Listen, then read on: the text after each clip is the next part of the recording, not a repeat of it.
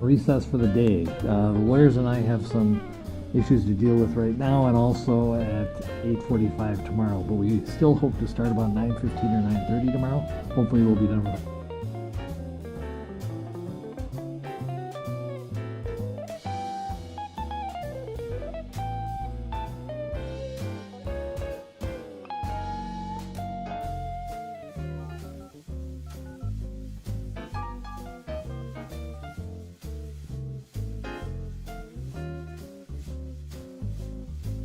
Welcome to Blog Talk Radio. Please enter your host PIN. When finished, press the pound key.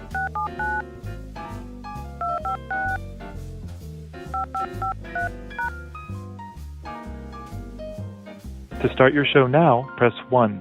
To hear important instructions, press 2. Your show will go live in 5 seconds. 4, 3, 2, 1. Blog Talk Radio.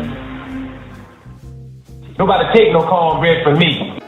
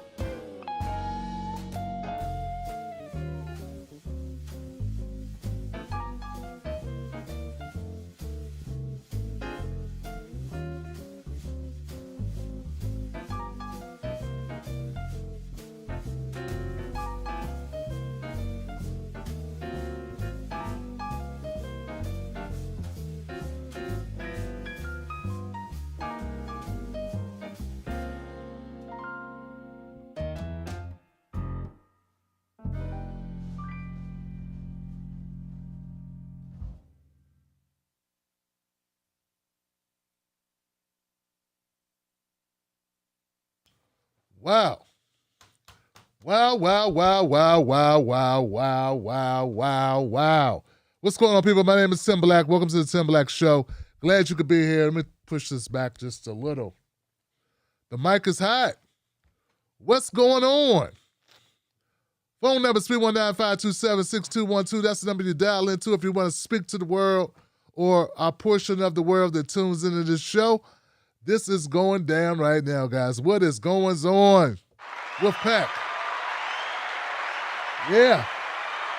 Goodness gracious, man. Woo! Oh, ugh. Jesus. Tough, man. What the hell, man? All right, so we got a tough bit of news over the last couple of hours, or last 24 hours or 36 hours. Crazy news. We're going to cover what we can. Then we're going to jump into the George Floyd day trial day number 12, Derek Chauvin trial of the murder of George Floyd, or the killing of George Floyd, the execution of George Floyd. Wow, we got a lot there.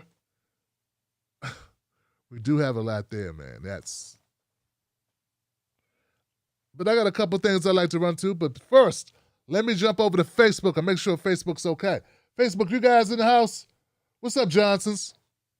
Who we got? Facebook peoples, Facebook peoples, Facebook peoples. I saw it, Julia. Jason said he hasn't seen day 12 yet. I did. Don't worry, I got you. Thank you for holding it down, Mike. I appreciate you. Mike pinning a comment. Mike doing the moderating over there on Facebook, doing the mod stuff. Julia Black for the win. Barbara Nostrand in the house. Raleigh in the house. Brian in the house. Paul is in the house. Bianca is in the house. I like saying Bianca. I just feel like good because I can pronounce it. You know what I'm saying? There's a lot of vowels running together on the name Bianca. Paula, good to see you as well, Mrs. Paula Black. Bruce Wood, peanut butter jelly time. peanut butter jelly. Jason Renenboog, Robin Johnson. I'm going to ignore that because I guess I can because people don't know there's reasons. Gladys Littles, Clifford Little, they don't care. Julie Nelson. Dolores Pierce, what is up? Yeah. What's good? My people in California, what time is it? 9:30, okay. My people on the East Coast think the world revolves around them. My biggest audience is in California. There's also a lot of competition on YouTube. Some people watch other shit if I came on earlier. But we don't care about Tim knowing the analytics of the show. No, we don't. Why would we care about that? We don't want you to be successful, Tim. We want you to be convenient to me. It's my life, man. It's my life. Let me just run off at the mouth and say a bunch of shit I don't need to say. Because, I'm me. YouTube, what's up, YouTube? How y'all doing? What's going on, YouTube? I don't know, man. Hey, what is up with you, YouTube peoples? What is cracking? Oh, I guess it wouldn't matter if I was there. Give it up for YouTube. There we go. Boom. YouTube in the house. We got some people on YouTube doing their thing. No, it's not for kids. I don't make content for kids. Who makes content for the babies? Man, all I can say is we're going to keep it rolling. Lady, La La Cha Cha in the house. La La La Cha Cha. Schultz is in the house. Dallas is in the house. Love you. I love you. Appreciate it. Thank you, Sally Thompson. Murray Warren's in the house. Gary Yogi's in the house. What's going on? Valley the Content Boutique. Yeah, there it is. Good to have you guys. Good to have you. So, hey, Cryptician and Buddy, what's going on? Kamishawar. Wendy. We got a lot of new members that came aboard last night. That was amazing. Give it up for the new members of the Tim Black Wolf Pack. Yes. It's amazing. They showed up and they joined last night. Wow, I don't know how I came up with it. Just happened to find these people that was like cool.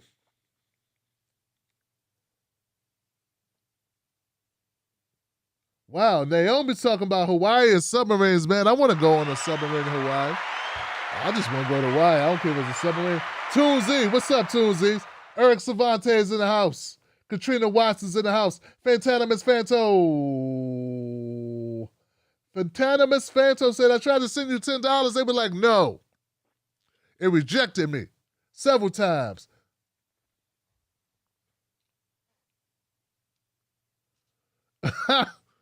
Roger Meadows in the house. I'm going to say that one. That's a good one. Let me put, oh man, now I got to put this video. There we go. It's got viewer activity. Okay. Yeah, man. So, new member heaven. I'm trying to tell you, man, people showed up last night, guys. What's up, y'all? How y'all feeling, man? You guys good? Okay, so let's get into this because some people got to go to bed, man. You know what I'm saying?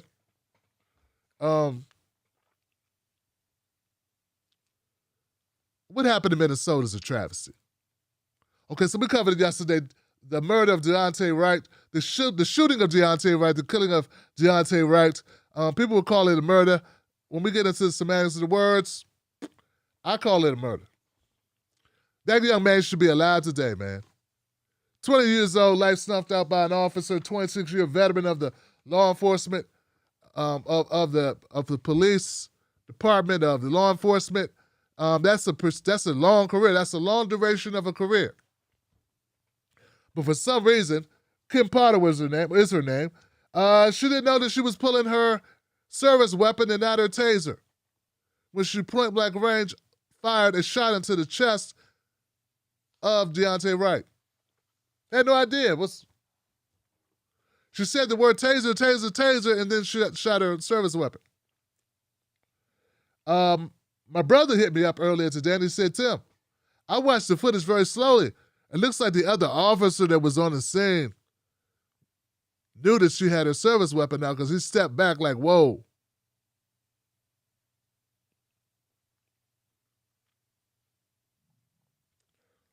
Well, subsequently to this killing of this young man, Officer Kim Potter resigned her position as a member of the Minnesota Police Department, Brooklyn Center, Minnesota police officer.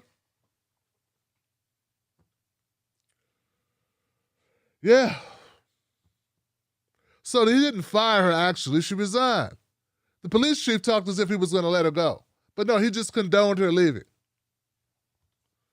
Not exactly as swift an action as one would have been led to believe by watching the news conference. Yeah, news conference made it seem like he took a decisive action. Because we're in pain and everybody's upset, said the mayor. Everyone's upset. We're in pain about what happened. We're so in pain, we're going to allow her to resign.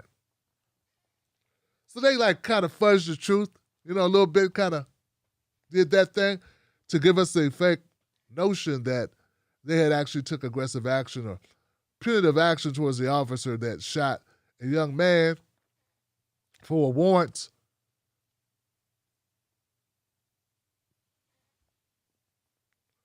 Officer Kim Potter and Police Chief Tim Gannon both resigned 2 days after the death of 20-year-old Deontay Wright in Brooklyn Center. As I stated, 26-year-old veteran had been on administrative leave following Sunday's shooting. Okay, so they put her on leave. That's the aggressive action. Putting her on leave. Gannon has said to believe Potter mistakenly grabbed her gun when she was going for a taser. She could be heard on the body camera video shouting, "Taser, taser, taser." Okay, so anybody who's uninitiated, who doesn't understand how this works sometimes, I've covered law enforcement shootings my entire independent media career, which is a decade almost. There's some other things the police officers shout that is also questionable. My favorite is, "He's reaching for my gun. He's reaching for a gun." Yeah, for some reason, when they say that, people die. It's never them. It's like something they say for the body cameras. I believe that's the case. Another thing that's not being talked about much, Kim Potter, a few years ago, was instructing officers how to avoid trouble after a disabled autistic man was shot and killed. She instructed her fellow officers, shh, walk out of here. Don't say a thing. Cut off your body cams. Get in separate vehicles. Don't talk to each other. Break. Now, I think it's just that Miss Potter, former Officer Potter, is very, very adept in the ability to avoid detection. Very adept. In fact, she's telling two other officers how to avoid getting in trouble. You killed a guy, okay, this is what you do. Shh. Stick to the script. Cut off that damn body camera. Don't look at me. Don't look at me. Go that way.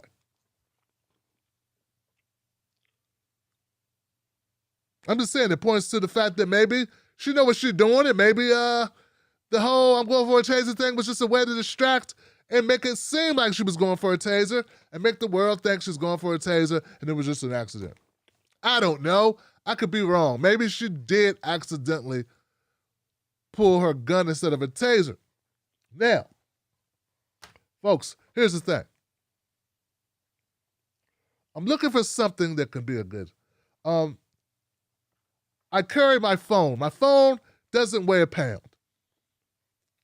But for the intents and purposes of this, we're going to use it because, well, it weighs more than a pen. I'm going to write a note. I'm going to write a note. You're telling me something that I need to know, and I'm about to write a note. I'm going to write it down so I do not forget it. I reach for my phone to write because, well, my phone weighs 5 times more than my pen. I don't know the difference between them. I mean, I had to reach for something. I'm reaching for my pen. Oh, here's my pen. See, the thing is, tasers are shaped different than service weapons. They weigh less than a pound. Service weapons can weigh up close to 3 pounds. And there's a lock mechanism on them before you fire them. So she would have to be drunk or high or stupid to pull a taser, unlock it. I'm sorry. I just fucked up. She'd have to be drunk, high, or stupid to pull a service weapon, unlock it, and then point it and shoot it without realizing it is, in fact, not a taser, but a service weapon. I'm just pointing it out. I met a girl once, a long time ago, short story. I remember a young lady who had a burn mark across her face.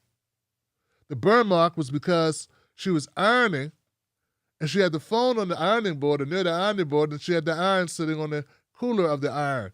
And when the phone rang, she answered the iron. I don't know if that helps my story or not, but things happen. I get that. I understand that. I just don't trust cops. They don't trust me. We even. Not all cops are bad. Not all cops are good either. There's another side to that some of my friends should try to learn that part. Okay.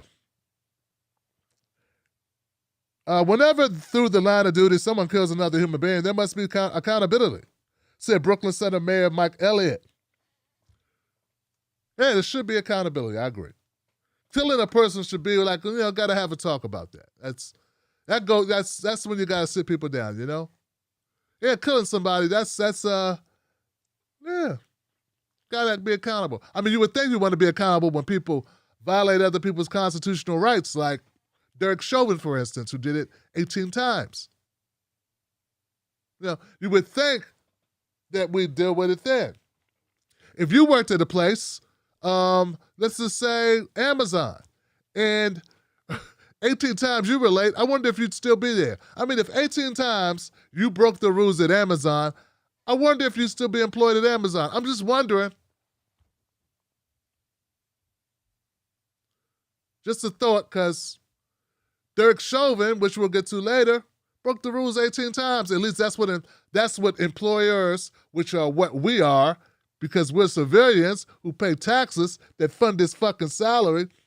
That's what they said. But who cares what the customer says? So, Mayor Elliott, fuck you for not having a title ran on your police force, and you know they're garbage, and you been knew they were garbage. And all you gotta do is go through the records and give a fuck, and actually care about getting rid of bad cops or cracking down on cops that get in trouble. No one does it. I know it's not just you, but my brother, just sounds like It sounds hollow. It sounds hollow. Okay. Mayor asks the Minnesota Attorney General to take up Deontay Wright shooting case. Activists and some residents say Wright was racially profiled. Why would they say that? Because he's black. For those who don't know, the reason why police lock up a lot of black people is because they're the only people they really fuck with.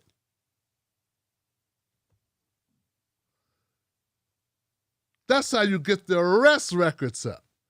Keep the numbers up. You go in the black community or you wait for black people. They usually plead out on whatever it is because they're broke. I'm not saying they won't lock up black, white folks and Latino folks, and they do.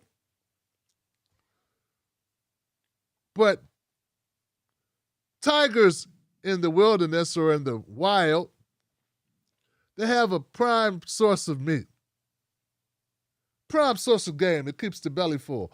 And in that scenario applied to human beings when it comes to law enforcement, for cops, it's black people.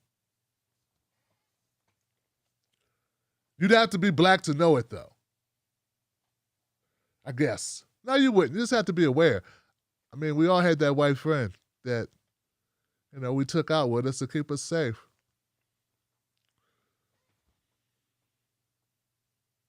My white friend's name is Jimmy. Dave Chappelle's is Bradley Cooper. Activists and some residents say racial profile and his death sparked 2 days of clashes between police and protesters.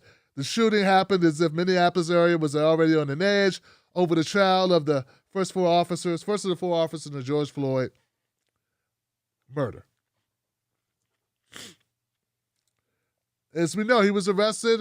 There he goes. That's it. What's there to say about this case? I will be following it. We do cover this type of stuff here. It does matter. Maybe not to some people. I get it all the time, guys. You really have no idea how pissed off it gets me. What about Julian Assange? What about Deontay Wright? What about Breonna Taylor? What about Tamir Rice? What about George Floyd? What about Arbery Arbor? What about everybody? What about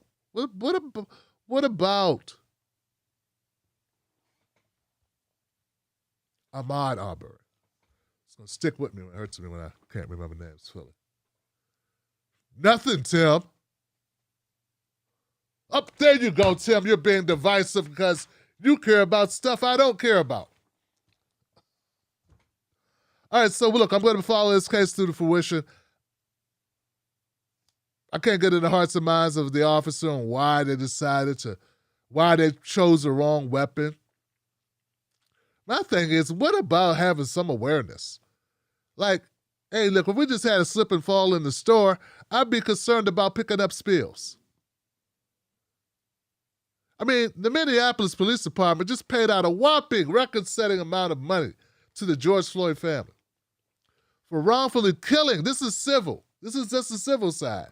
And next door, right next door is Brooklyn Center, and they're like totally aloof. Like,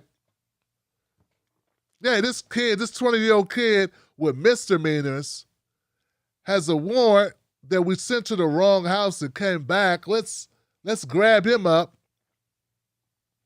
Oh, he's trying to leave, which he should not do. He's trying to leave. Let's tase him and beat the shit. Let's grab him. And my thing is, why not just let the kid go pick his ass up at home? Just err on the side of caution just because, you just had a slip and fall. As in a murder. Next door. Too much to ask. They don't care until the negative publicity comes. And that's part of what I do. All right, so we're going to go to the next story, guys. Hit me up in the comment section what you think about this. True or false? Does a watermelon weigh more than a cantaloupe? And would you know the difference if you pick them up with your eyes closed? Oh, let me know, fam. Next story. Biden, why you playing with my emotions, man? It's Joe Biden playing with our emotions, isn't he? First, he keeps telling me about the thing, the thing, and the fat and stuff. Now he's talking about U.S. to withdraw all troops from Afghanistan by September 11th. And I'm like, what is going on, man? What is happening?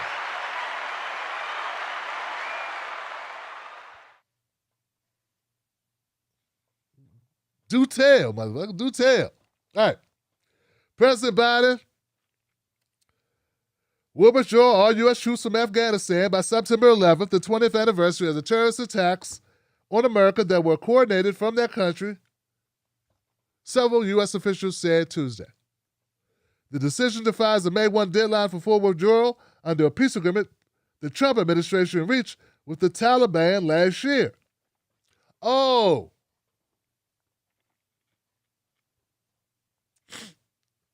So it's not better. Because May comes before September.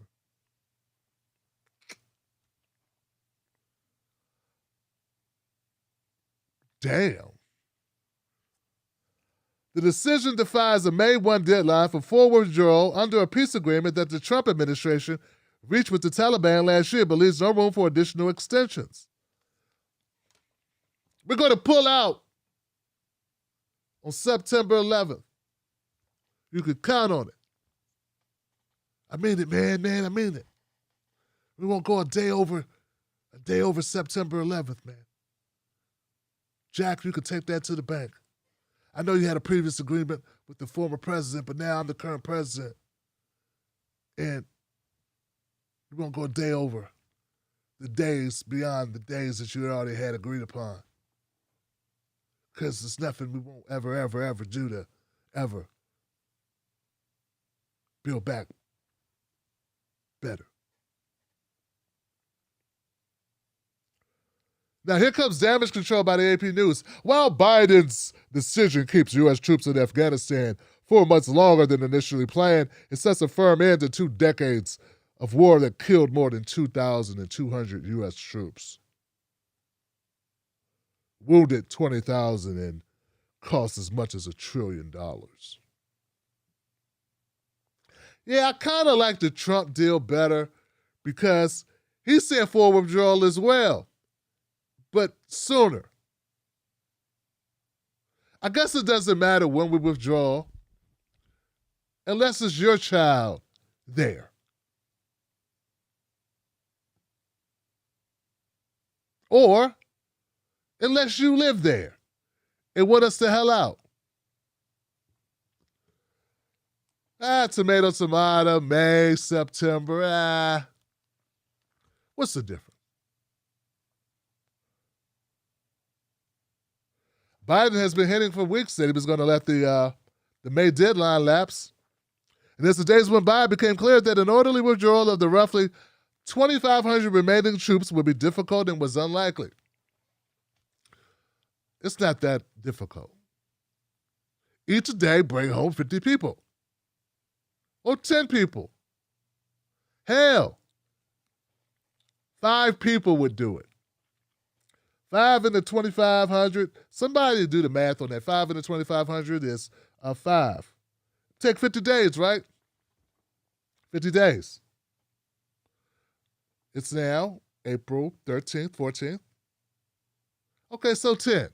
10. 10 would do it. 10 people a day?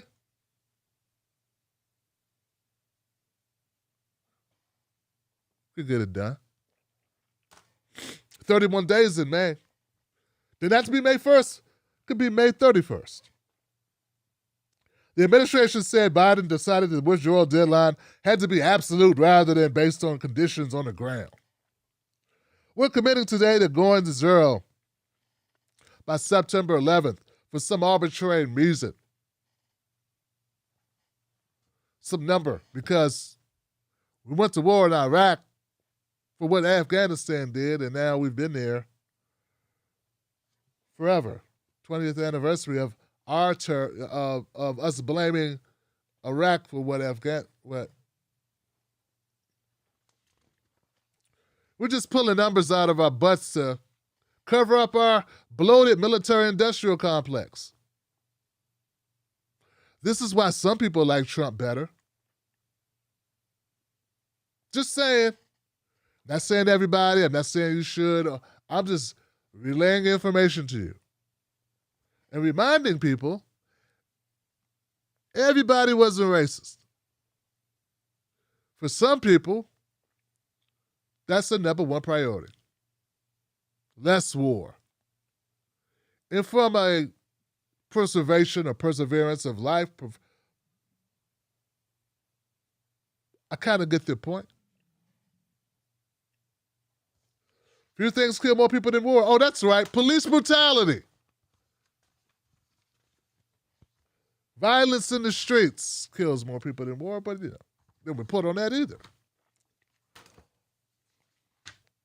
So I just got a little problem with Biden with the double talk, the double speak, and extending this and making this worse than it is.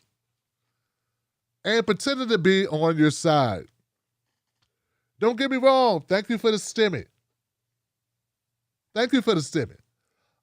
Now, give us a regular UBI, because for a lot of people, that stimmy is gone.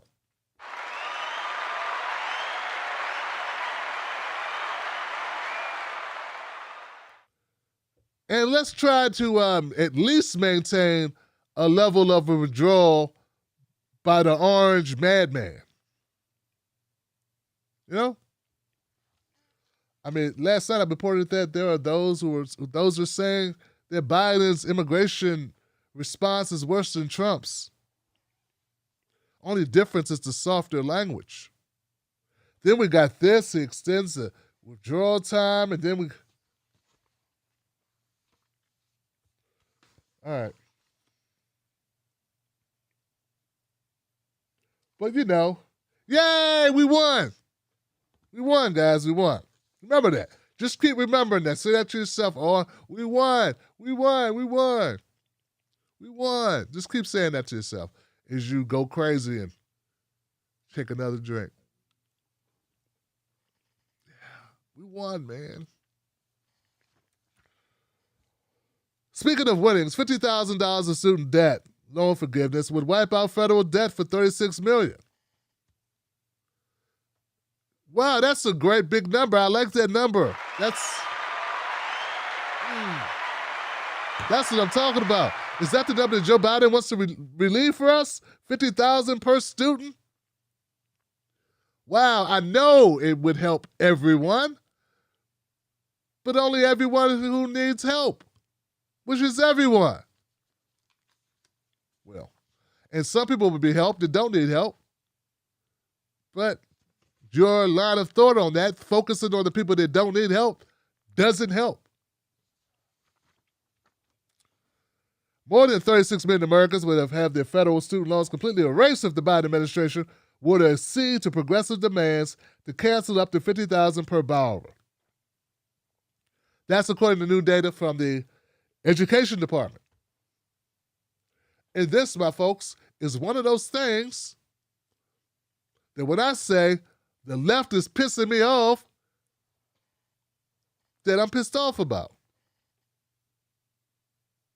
We got to fight for it, man. We got to fight for it. It's a no-brainer. Got to have demands or nothing gets done. Federal data released on Tuesday by Senator Elizabeth Warren, who requested the information from the agency earlier this month. It goes like this. Now, if the federal government were to cancel the amount of $36 million of the $45 million federal student loan borrowers, roughly 80% would have their debt completely eliminated. That includes $9.8 million of the $10.3 million federal student loan borrowers who were either in default, more than 3 months delinquent on their debt at the end of 2019.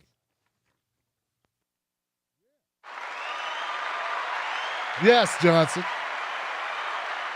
So the data provides a more granular insight into how sweeping student loan forgiveness would affect the federal government's $1.5 trillion student loan portfolio that is available from the department's existing public data sets.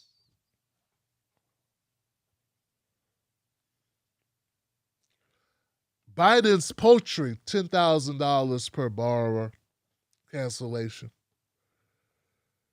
would completely wipe out the debt of 15 million borrowers. So we got 15 to 36, leaving only 10 people, 10 million. If you only wipe out 10 million, you leave, if you only wipe out 10,000, you leave another 30 million people in debt. Get it? Leaving less people in debt is better. I doubt they'll go to Cancun. Well, they might go to Cancun, but they still have to come back. I think they'll just buy a car or a house or some Little Nas sneakers. Don't buy Little Nas sneakers. $1,000 for a sneaker. You might as well just buy the Jordans because we're poor. Nah, don't buy the Jordans. Not now. But you should be happy. The Education Department's response has been current. What was that? That was scary. What's going on? Looked the corner of my eyes like, hey. Is a mouse running up my arm? Okay, the Education Department's response did not address Warren's question on whether the Biden administration had rescinded a legal option or opinion published by the department in waning days of the Trump administration. The memo concludes the agency lacks the power to unilaterally forgive large swaths of outstanding federal student loans. Didn't Biden tell AOC directly to her grill, I'm not going to reduce the debt? Listen, man, I'm not going to reduce the debt. It's not going to happen. I'm not going to be that guy that saves the day. I won't do it. I got things to do. You know, when me and Jill were first getting together, I could have paid for dinner. I didn't. It's not because I didn't have it. It's because I'm cheap. You know, when I was a boy, my father raised me. He said, Billy, I'm not your father. And I said, Dad, I know. Then my mom took me to see my real dad, and my real dad said, hey, Billy, get off my lawn. I'm not your dad either. Yeah, Jack, I was pissed off, but then I learned how to do push-ups and sit-ups, how to run around the block. I would do that every so often. I'd run around the block. Then I learned how to swim with the blacks. That's when I grew my hair out. We'd be at the pool and someone take a jump in the pool, and if they were fat, I'd say, hey, fat. And that's my political career started. Folks, I'm here to tell you, we can do anything we want to do at any time we want to do it. We can be a better country. I ran. I ran for office. I ran for office because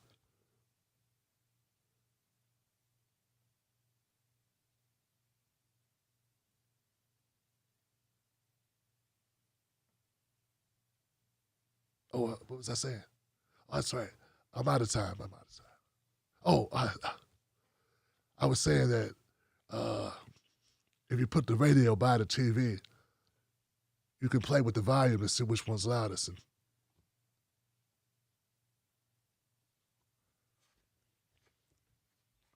I've been invited to the Black Cookout so many times. I tell black people who should be able to be at the picnic. Yeah.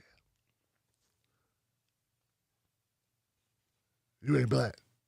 All right, guys, that's it. I'm going to be allowing a call list to come up with other stories. It's, it's been rough. It's been rough, Johnson. Yeah, it's been tough, man. What are we going to do? feel like I'm losing weight. Am I losing weight?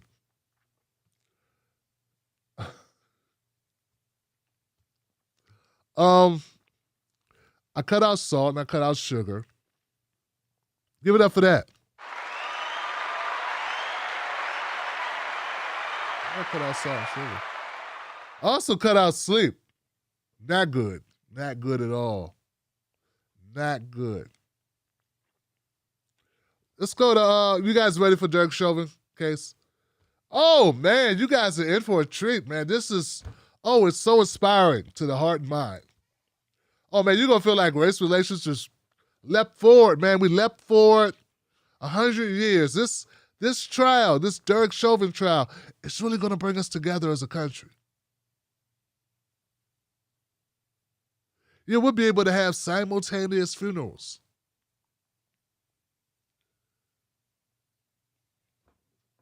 We'll have cursing matches and slur matches. Oh, to be like charades, but funner.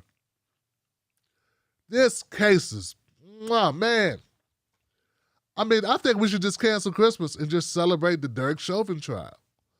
That's how good it is for us coming together. Damn. It's almost like Trump was never elected. You know? I feel like we're just as united as we were under Obama, man. Just two peas in a pod. You know? I mean, notwithstanding like Tamir and Chauvin and all the other people, Sandra Bland, like all the other people that died when Obama was president. But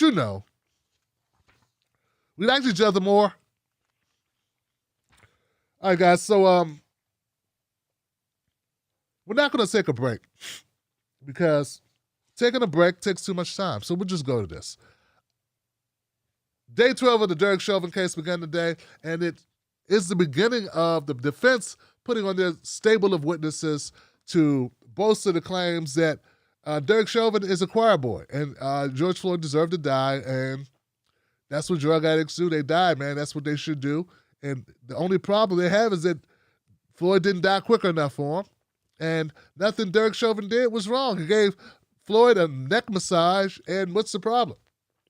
I mean, what really is the problem? Why are we bothering this good white man?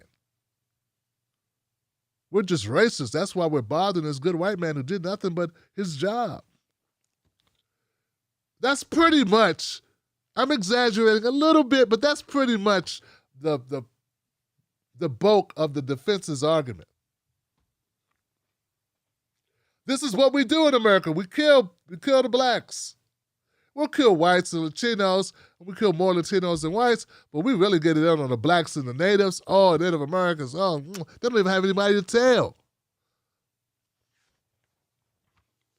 Guys, I want you to know this was horrible, and I knew this was going to be horrible. Okay, I'm not going to sugarcoat this. This is horrible. I'm not going to wait. I'm not going to save my commentary. I figure if you want Don Lemon or the guy on CBS with the perfect hair, you'd be there. But no, you're here with me. The guy with no hair and the wandering eye. So that means you want me to be myself. And let me put it this way, guys. This shit's going to be harder than the prosecutors because now I have to listen to people lie without throwing stuff at my TV. I don't have money to replace TVs like that. Like, you know what I'm saying? Let's begin this. You guys ready? Let's do it. Day 12 of the Derek Chauvin trial begins with defense witness Scott Robbie Creighton, a man who doesn't know where he is and can't hear for shit.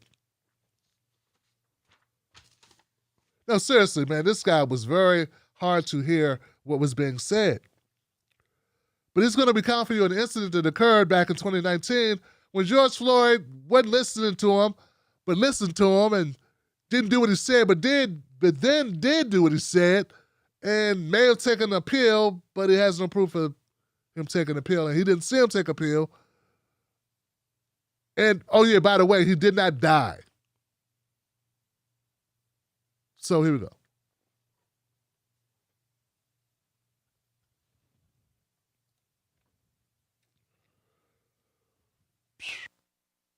All right, let's have you give your first, middle, and last name and spell each of your names.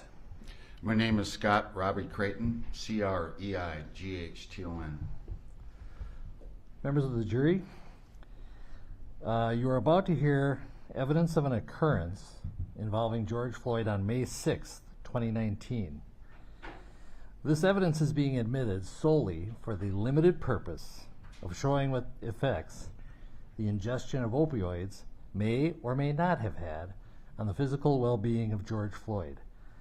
This evidence is not to be used as evidence of the character of George Floyd. Mr. Nelson. Mr. Creighton, by whom are you currently employed? Your Honor, is there any way that we can, I could hear it a little louder? Could it be a little louder? I'm having a difficult headache. Sorry about that, sir. No problem, I sir. just want to make sure I hear all the questions.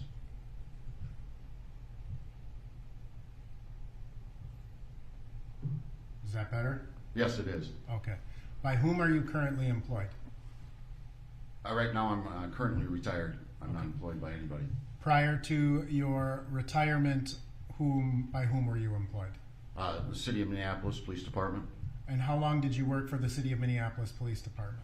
28 years. Can you describe for the jury generally the various roles that you had for the Minneapolis Police Department? Yes, I will. I started in 1993.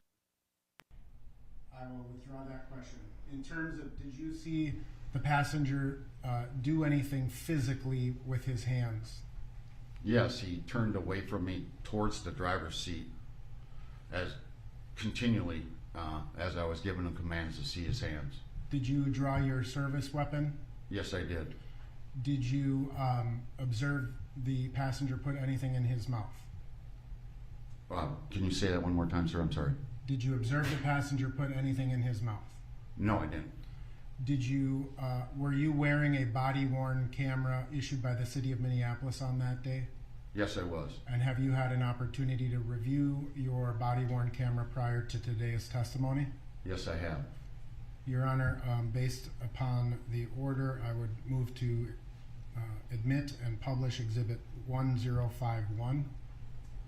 All right. 1051 is received, subject to the motion in limine.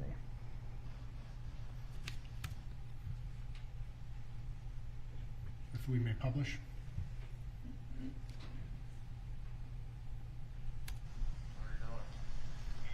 Can you undo your seatbelt, sir? Sir, passenger, can you undo your seatbelt? Go ahead and undo your seatbelt. I don't plan on shooting you. I'm just saying, just take your time. Okay, relax. Just undo your seatbelt. Let her take care of her guy. Just keep your hands out where I can see him. Hey! Let me... Keep your hands where I can fucking see them. Okay? Put them up on the dash. Put them on the dash. I'm not going to shoot you. Put your hands on the dash. Put your hands on the dash. The last time I'm going to tell you that. It's simple. He keeps moving his hands around. He won't listen to what I have to say. Put your hands on Okay. top of your head. Put them on your head. Top of your head. Okay, man. Open your mouth. Spit out what you got. Spit out what you got. I'm gonna tase you. Spit it out. He's eating. Don't you jerk away from me. Put your hands behind your back. That was one yellow pill, boss. Okay, now slowly come on out. Damn, man. Hand on Now your put head. your Hand on your head. Okay, relax then. You're not going to get beat up or nothing. You just follow what we're asking you to do. I apologize for it, man. I apologize, man. I apologize. Yeah.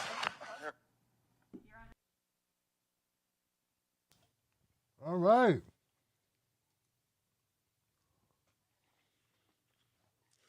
Yeah, that's it. I like how they how the judge addressed the jury and said, "Hey, what I'm about to show you is going to make George Floyd look horrible." But you're not supposed to don't attribute that to George Floyd. It may be bad, but George Floyd's not bad. Just what we're about to show you is meant to make him look bad. Doesn't make any damn sense. Okay. The defense. Okay.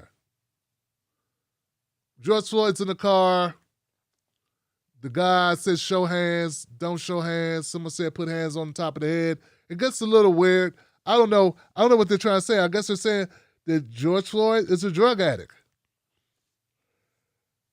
And the defense sounds like a sarcastic robot with a punchable face. Do you think that it is a burr?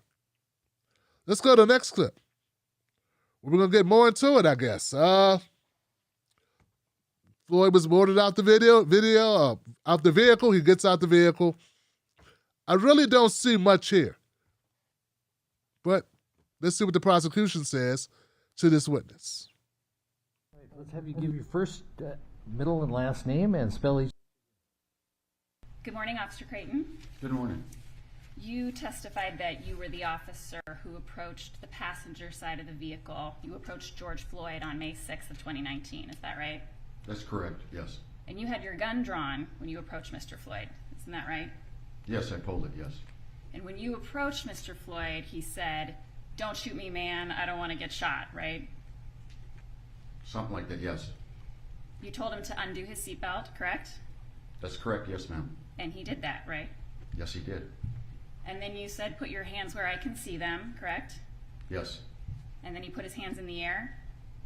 Yes. And then you told him to put his hands on the dash, is that right? That's correct. And that was when you grabbed his hand and forcibly put it on the dashboard of the vehicle, correct?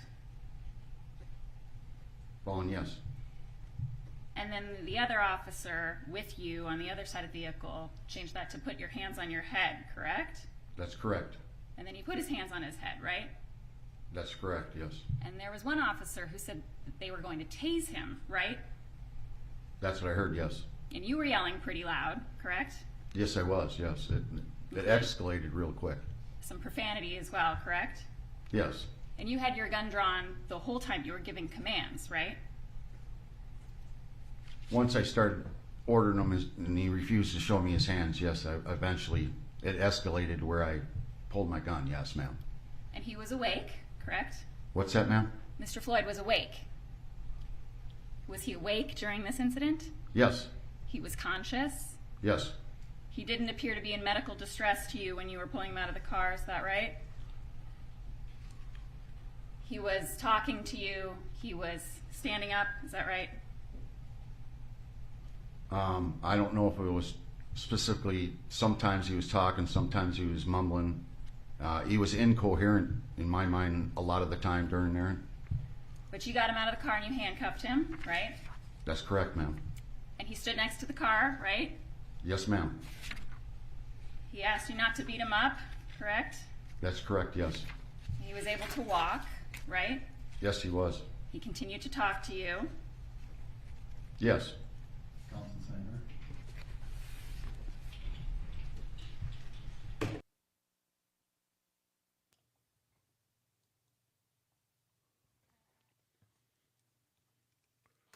You know, I'm not saying that this officer's a bad guy. Mr. Creighton's probably a good guy. I really have no idea. He didn't shoot George, so that makes him pretty good. He also didn't put his neck on George's neck. He didn't put his foot on George's neck or his knee on George's neck for 10 minutes. So that makes him excellent. I mean, that's where the bar is now. All the officers didn't team up and throw him on the ground and sit on him for 10 minutes. And look, I'm not even going to argue if George Floyd, he said he had a yellow pill. That was a yellow pill. He took a pill. He admits that. But here's the thing, guys, and this is what you got to remember while you're watching all of this. You have to remember, you have to hold this in your head. George Floyd didn't die until May 26th. Is it May 25th or May 26th?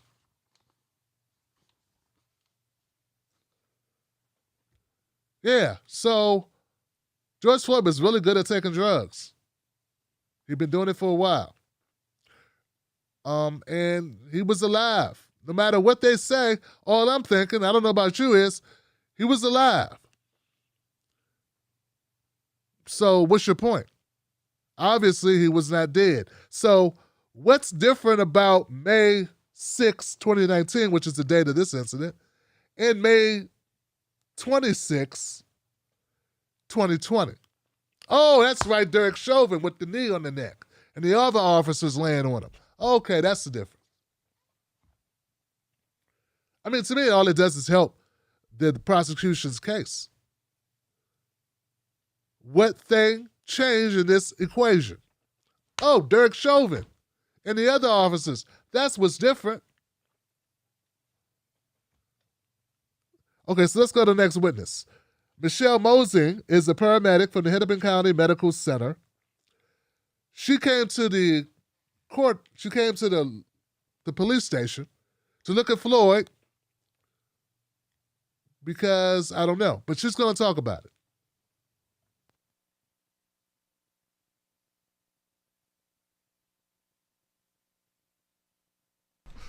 Mr. Nelson? Thank you. Good morning, Miss. Yes. What did he tell you specifically about what narcotics he had taken and when he had taken them?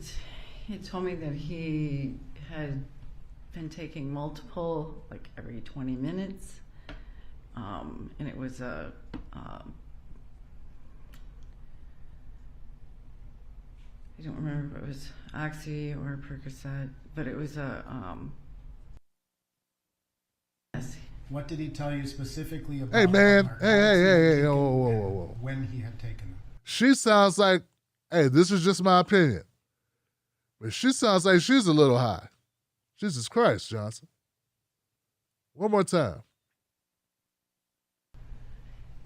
He told me that he had been taking multiple, like every 20 minutes, and it was a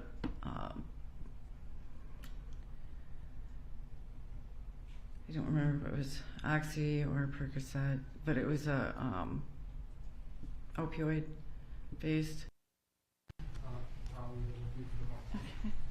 I'd like to testify from memory. If you need to refresh your memory with that, just let us. At the time? Yes. And did you record what his blood pressure was at that time? Yes, it was 216 over 160. Did you ultimately make recommendations to transport Mr. Floyd to the hospital? Based on that and other issues. Okay. And ultimately, was he brought to the hospital? Eventually. All right. I believe that's all I have, Your Honor. Ms. Eldridge.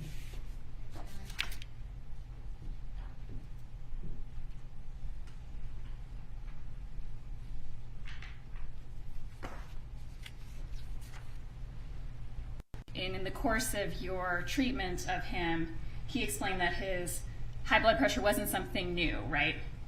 Yeah, initially he denied medical issues, but then when I discovered his blood pressure, I specifically asked again, and he said yes, he had a history of hypertension and had not been taking his medication.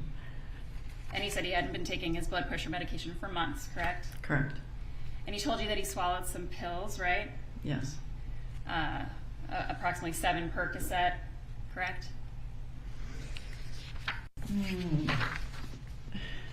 I documented, 7 to 9 every 20 minutes or so for a while. And Percocet is a brand name, right? Yes. Is that oxycodone and acetaminophen? Yes. And it's used to treat pain, correct? Correct. You testified that it's an opioid, yes? Correct.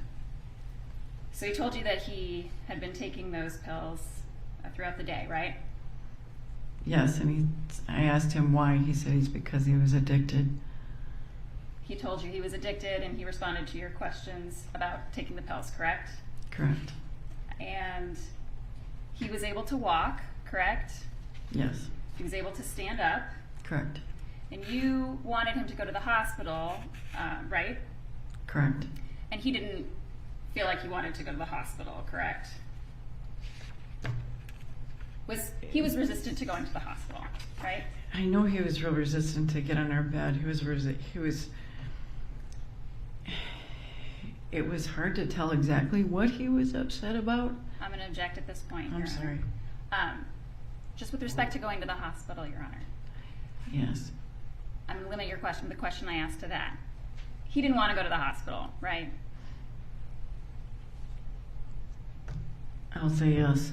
It took some time to convince him to go to the hospital, Yes. correct?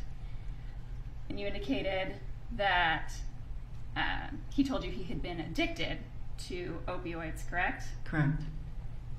And he had been addicted to opioids at that point for a year and a half, right? I am not aware of that.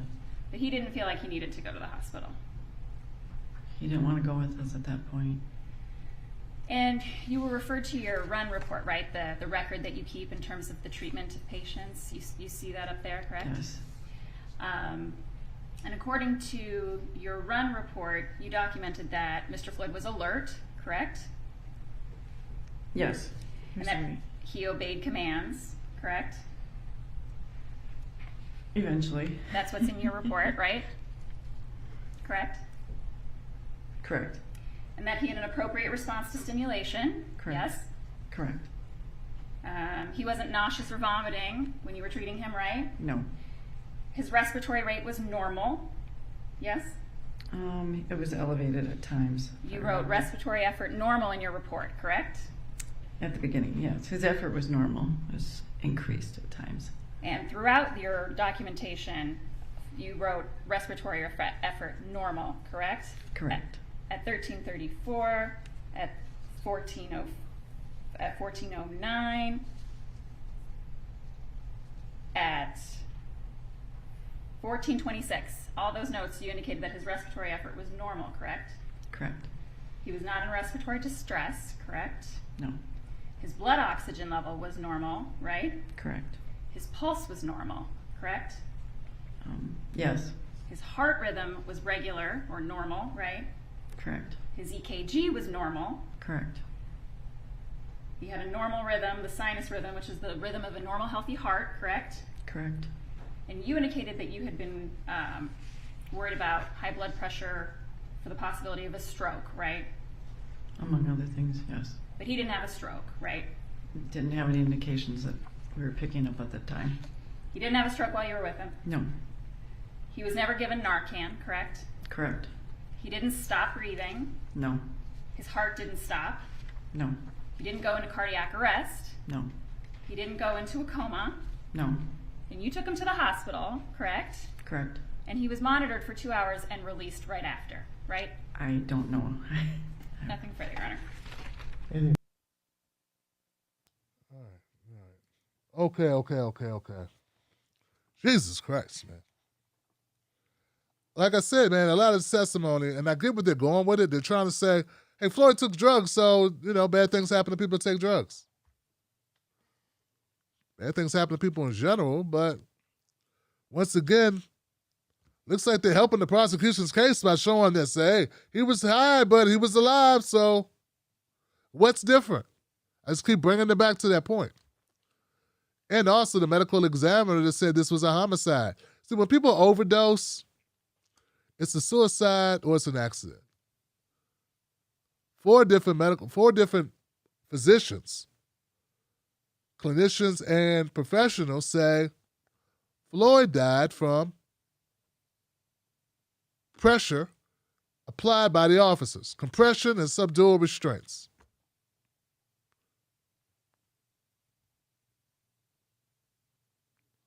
Now we're going back in time and say, remember that time, remember that other time, and the other time, this thing and that thing. What's it have to do with this day? The day you killed him. All right, so now we had a witness. Shawanda Renee Hill is a friend of George Floyd who just happened to bump into George Floyd at that Cups Foods store. Here she is. You said he was. Mr. Nelson? Good morning, Ms. Hill. Hi. Thank you for being here with us today. I just have a few questions about May 25th of 2020. Do you recall that date? Yes. On that date, were you at the Cup Foods located in Minneapolis? Yes. Yes. Did you run into anybody that you knew while you were there? Yes, George Floyd. And while you were at the Cup Foods or in the Cup Foods, did you have an opportunity to observe Mr. Floyd's behavior, demeanor, things of that nature? Yes. How would you describe Mr. Floyd's behavior while inside of the Cup Foods? Happy, normal, talking, alert. Okay. Did he offer to give you a ride? Yes. A ride to wherever it was My you were house. going? Okay. And so did you go to his car with him? Yes. Once you got into the car, did you observe any changes to his demeanor? When we were in the car for the first like 8 minutes, we were talking and, you know what I'm saying, hugging, you know what I'm saying, talking about what we were about to do. And then I got a phone call. And so I was on the phone for the rest of the time until the little boys came to the car. He fell asleep at that time. So at some point during the course of the time that you were in the car with Mr. Floyd, Mr. Floyd suddenly fell asleep, Yes. right? And the phone call you received, was that from your daughter? Yes. And so you were talking with your daughter during that time? Yes. And you described, would you agree that at some point, you said some little boys, are those employees of the Yes. store? Sorry, yes. That's okay. The store employees came and approached the car, correct? Yes. And at that point, Mr. Floyd suddenly fell asleep? He was already asleep. He was already sleeping? Yes. When they came to the car. And when they came there, I tried to wake him up. They tried to wake him up. I tried to wake him up over and over. And his friend tried to wake him up. And he woke up. Then he'll say something. He made a little gesture, you know, and nodded back off. Okay. He did that a couple times. Was that a kind of a sudden change from how you observed him in the store to the car? Yes, but he already told me in the store he was tired because he had been working. I'm going to object. There is an objection. Hold on. Objection, grounds? Meeting, yes, the answer is stricken. Overruled.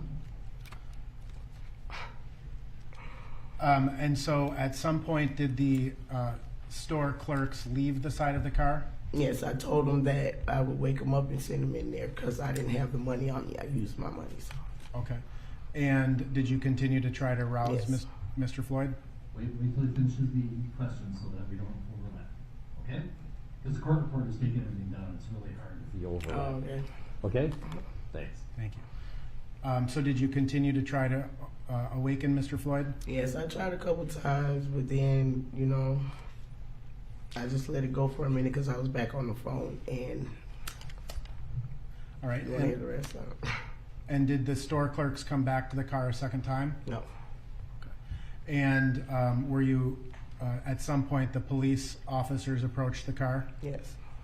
And Mr. Floyd was aroused by the police? Yes. I have no further questions, Your Honor. You said he was alert, Yes. friendly, Yes. talkative, Happy, talking, yes. and Back, hugging. yeah. And when you went out to the store, he walked by himself out to the store. Yes. In fact, did a little dance as he went out to the Yes. car. We just have to make sure that you wait Yes. till the question's done, so we aren't talking over each other. Okay? I know it's a hard habit to break, but we just have to be careful with that. Okay? And when you got back to the car, at some point he nodded off. Yes. But you were able to wake him, correct? Yes. And talk to him. Yes. But he wasn't that coherent at the time. He was just awakening. Yes. And nodded off again. Yes. And at some point the police officers walked up, correct? Said yes? Yes. And then he, you woke him up when the police officers walked up, correct? Yes. And so then he was awake. Yes. You just want me to say yes or no, explain what do you want me to do? Well, explain. I want to explain. Okay, thank you. So when I tried to wake him up, he woke up the second time. I said, Floyd, the police is here. It's about the $20 bill wasn't real. I kept saying, baby, get up. The police was out. So he looked, and we looked to the right, and he had the police. He tapped on the window with a flashlight. And I'm like, Floyd. And so he turned back around again. He's like, what? And I was like, baby, that's the police. Open the door, roll down the window, whatever he told me to do. So he looked back, and when he seen the man had the gun at the window when we looked back to him. So he instantly grabbed the wheel, and he was like, please don't kill me. Please don't shoot me. What did I do? Just tell me what I did. Please don't kill me. Please don't shoot me. And I'm like, Floyd, baby, it's not. You said explain. I'm trying to explain what state he was in, sir. I did. And I have to ask some questions. So I'm sorry to cut you off. I really am. It's all right. But I want to go back and just cover one thing quick, because where were you sitting in the vehicle? In the back right passenger seat. Okay. And so when officers came... Back passenger seat. Were there two officers that came to the vehicle? Yes. So one came to the passenger side and one to the driver's side? Yes. So initially you saw one officer to your right on the passenger side, correct? No, I was up like in, I'm trying to wake him up, so I'm in the middle, like at the time, when the police were there. That's how I was able to see him too, we both looked at the same time. And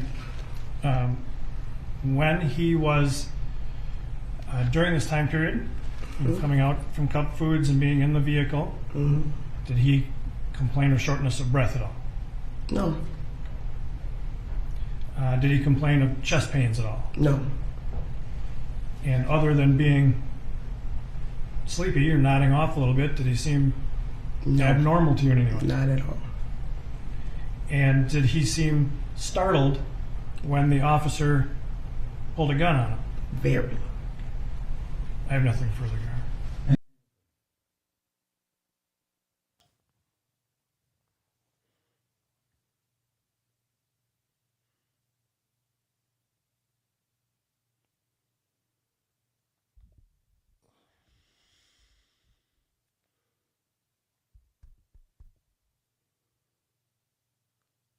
George Floyd, medical examiners came to the conclusion that George Floyd died from neck compression and subdural restraints. Cardiopulmonary arrest, or cardiopulmonary. Pulmonologist, one of the foremost pulmonologists in America, Mr. Chauvin, testified that George Floyd died from compression, lack of oxygen because of Derek Chauvin and the other officers.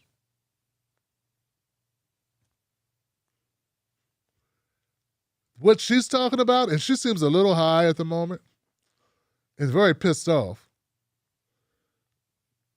Irrelevant. We already know George Floyd had drugs in the system. Oh no, a person who's addicted to drugs has drugs in their system and is high. We already know this. That's not what killed George Floyd. So this is what it's going to be. It's going to be a very long defense trying to give doubt that all the other doctors and specialists were telling you the truth or giving accurate information. Once again, just because George Floyd had drugs in the system does not mean that's what killed him. You could still die from other things, like being choked out, falling down steps, getting shot, run over by a car, a big boulder falling on your ass. Like this, you could still die from other things, right? They haven't proven, they're not even trying to prove so far that George Floyd died of anything other than what the medical examiners and others have testified. Now, if you thought that Miss Shonda Renee Hill was a walk in the park, you're going to love Mr. Broad. And Mr. Broad, man, Barry Broad, this guy's great. Oh, man, he's so pleasant and easy to get along with. He almost makes you wonder, like, could you spend more time with him? Could we just hang out, get a beer together?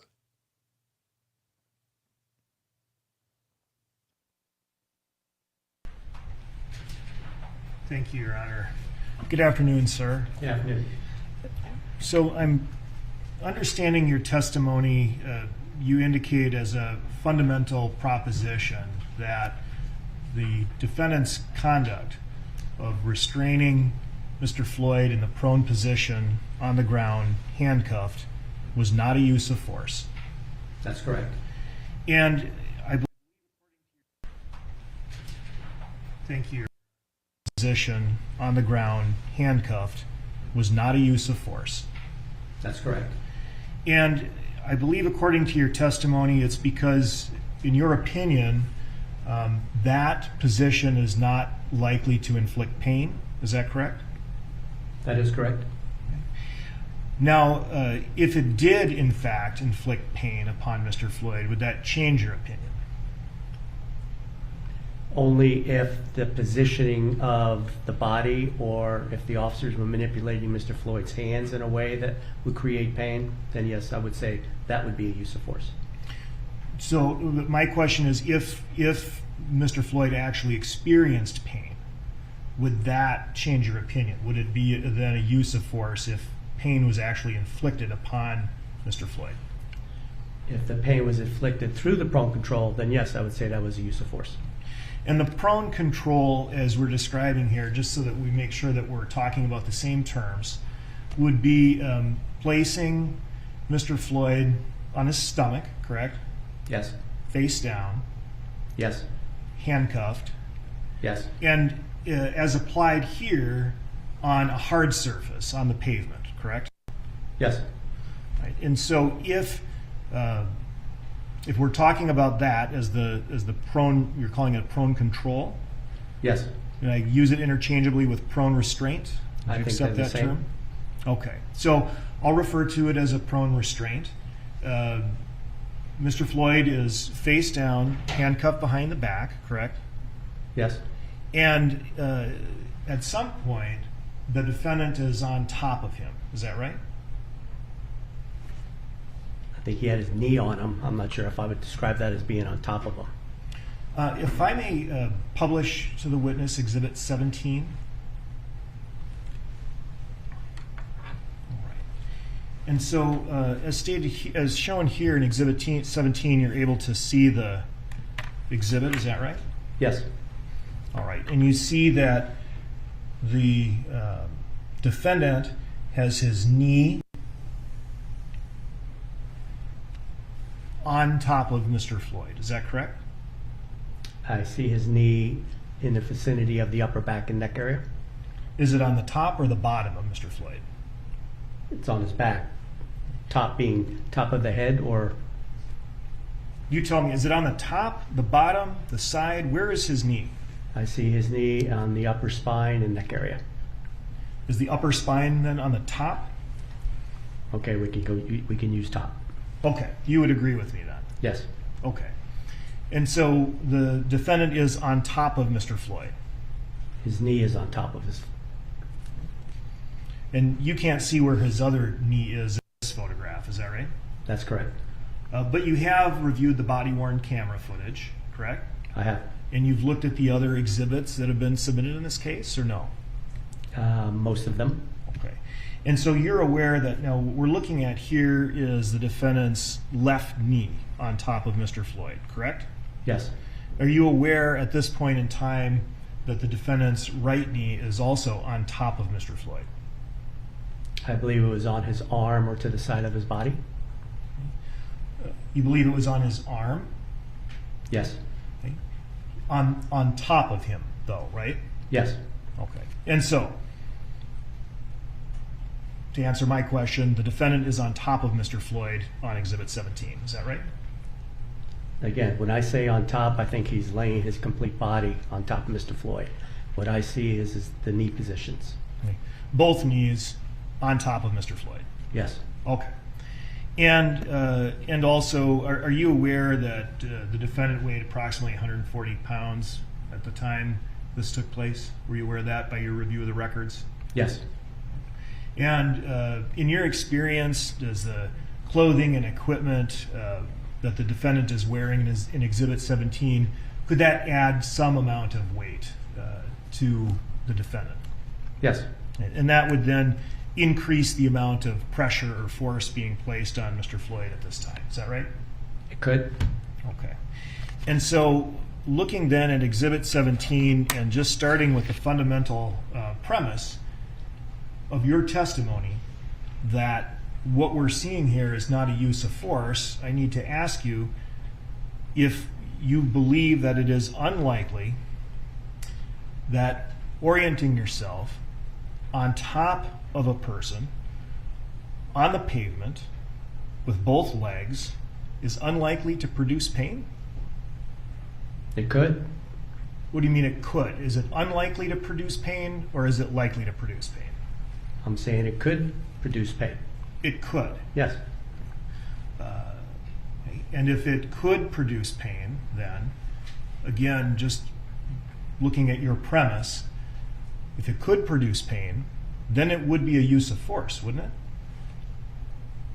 If the officer's intent was to inflict pain, that would be use of Not force? the officer's intent, sir. What you said is that it was unlikely to produce pain, and that's why it wasn't a use of force. You now just said that it could produce pain. And so, regardless of the officer's intent, if this act that we're looking at here in Exhibit 17 could produce pain, would you agree that what we're seeing here is a use of force? Shown in this picture, that could be a use of force. Okay. If you'd take that down, please. And sir, I'd like to talk to you a little bit about positional asphyxia, if I'm to understand your testimony about positional asphyxia.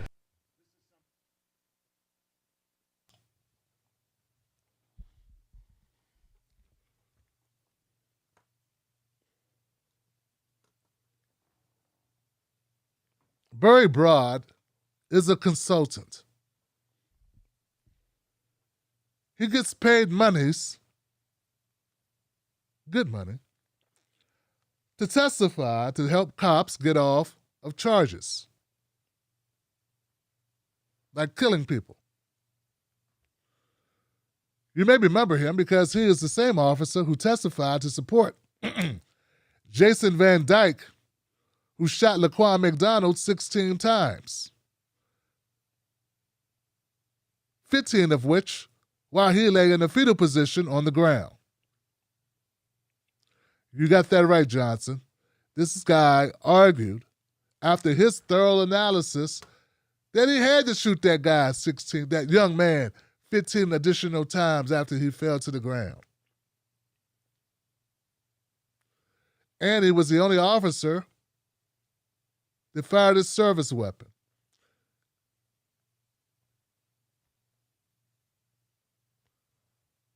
Barry Broad is garbage. He's worse than garbage, because garbage can be recycled and reused again and again. Some garbage. Some garbage is okay. This guy's just the kind of garbage that's only good to help other garbage. I'm not saying that willy-nilly, man. Like this guy, like this was excruciating, right? Ha ha ha! That's what I had to watch. This right here. Where's Tim? Watching this shit. That's where Tim is. What were you doing while I was watching this? Why you send some Hulu videos for me to watch instead of this shit? I don't want to watch this. But I feel encumbered. I feel like I'm the only one on the left that's covering it. The only one in my circle of Kyle and other guy, Loud Guy, and Humanist Report. I'm the only one covering it. Sam C. No one else is covering this. What the hell happened?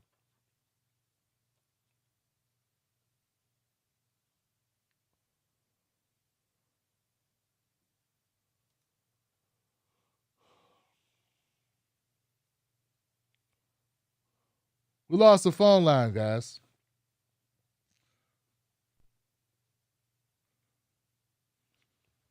So I don't want to cover this, but I have to cover this. Jesus Christ.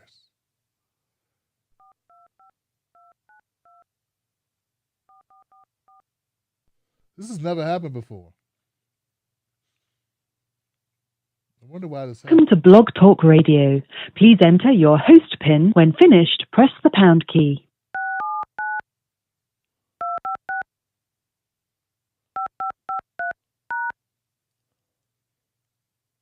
To start your show now, press 1. To hear important instructions, my press show. 2.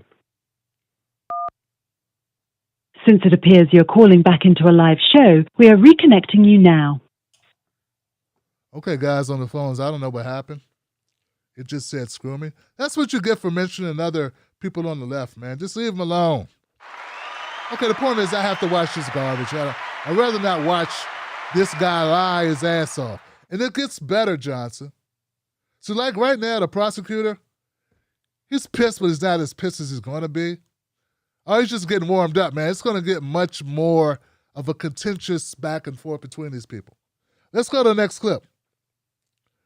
Barry Broad, the consultant in excessive force for cops against citizens, who gets paid good money to help cops get off, denies that George Floyd was in any type of pain. Not only was the force that was applied to George not force, and not only does he say there was no pain in the force that didn't exist, I mean, no pain did George Floyd feel laying on the pavement face first with people sitting on it. And his face like this.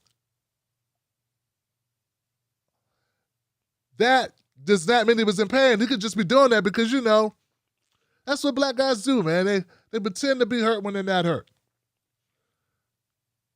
Shaq used to play, say his toe hurt. When Evander Holyfield got bit in the ear by Mike Tyson, he quit the match. He could have kept fighting. What's wrong with this guy?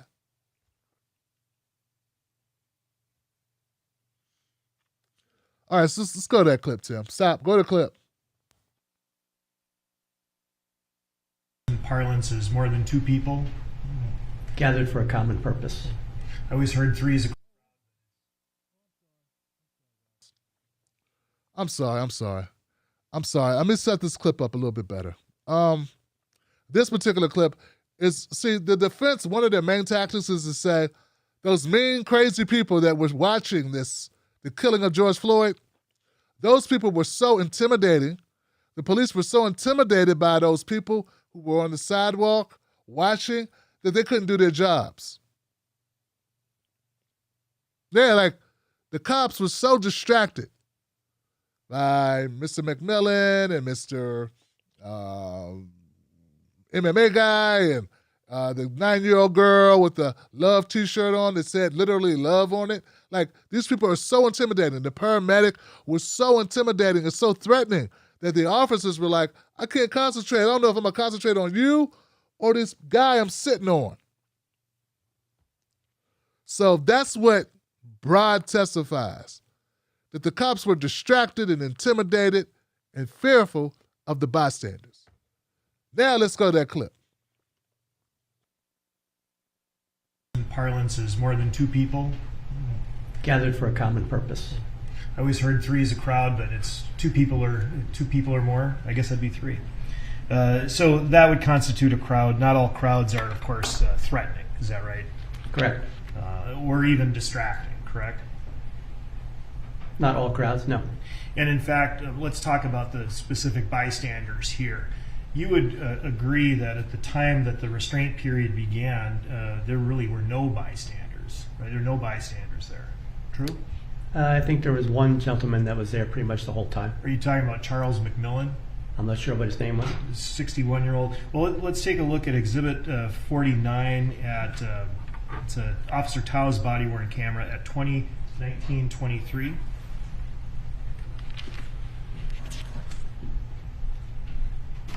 You would publish that, please. I can't breathe. I can't breathe. I can't breathe. I can't breathe. Not moving. And at that time, then you see the camera had panned out into the street, and there was the one gentleman that you'd referred to, correct? Yes.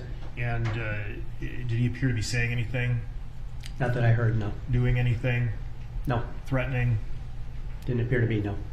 Major risk factor? No. And during that period of time, you heard Mr. Floyd repeating that he can't breathe, correct? Yes. And so a reasonable officer in the defendant's position at that time shouldn't have been at least distracted by Mr. McMillan. Fair? Yeah, that's fair. Okay. Now, if we could go to a little bit forward, take a look at Exhibit 127, starting at 2021-28. And we'll play that through 2021-59.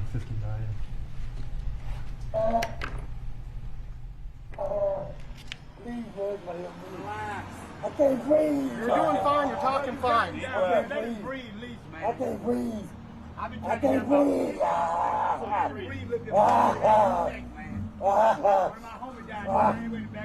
My body's so tired this thing. Relax. Man, I can't breathe in my face. Just get up. What do you want? I can't breathe. Please, the knee in my dick. I can't breathe shit. Get up. All right, and so, sir, at this point, the clip that we just heard, the restraint is continued. Fair? Yes. Great. And this then, as he's talking, you can hear Mr. Floyd at least expressing that he's in some kind of distress. Fair? Yes. Indicating that he can't breathe. That's what he's saying. And of course, the defendant is on top of him. True? Yes. And so in the context here, that might be a reasonable police officer might tend to believe him, correct? I'm sorry, believe Mr. Floyd. That he He's can't saying breathe. he can't breathe, and the defendant is on top of him on the hard pavement. In that context, a reasonable police officer might tend to lend that some more credibility than, say, if he was shouting it from across the street at normal tones. It's possible. Okay. And at this point, did you see anyone, any bystanders in the crowd? The clip really wasn't showing much. I did see two people look like Officer Tao engage with one person, tell him to get back on the sidewalk. Well, let's take a look at around the same time, which is Tao's body-worn camera, which is marked as Exhibit 49 at 2021-18. Be about 10 seconds earlier than the clip I just showed you. If we could play that, please.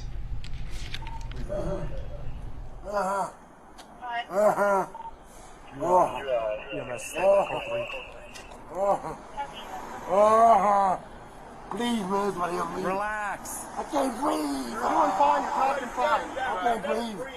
I can't breathe. I can't breathe. He's talking, so he's breathing.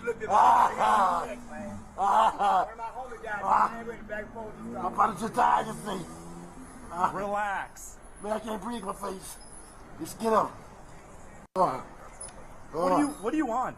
I can't breathe. Please, the knee in my dick. I can't breathe shit. Get up, get in the car. All right, and so where we ended, we just heard that would have been the 61-year-old Charles McMillan saying something to the effect of "Get up and get in the car," right? Okay, I heard that. All right, and then you saw some other bystanders, correct? Yes. And those bystanders appeared to be a ways away from Officer Tao, correct? On the sidewalk, yes. On the sidewalk, and they were a couple of teenage girls, correct? I saw one woman, I thought I saw a man, and they're both recording. Recording? There was someone in a hooded shirt with a phone, correct? Yes. All right, and then there was someone who was in a white t-shirt with a phone? Yes. Okay.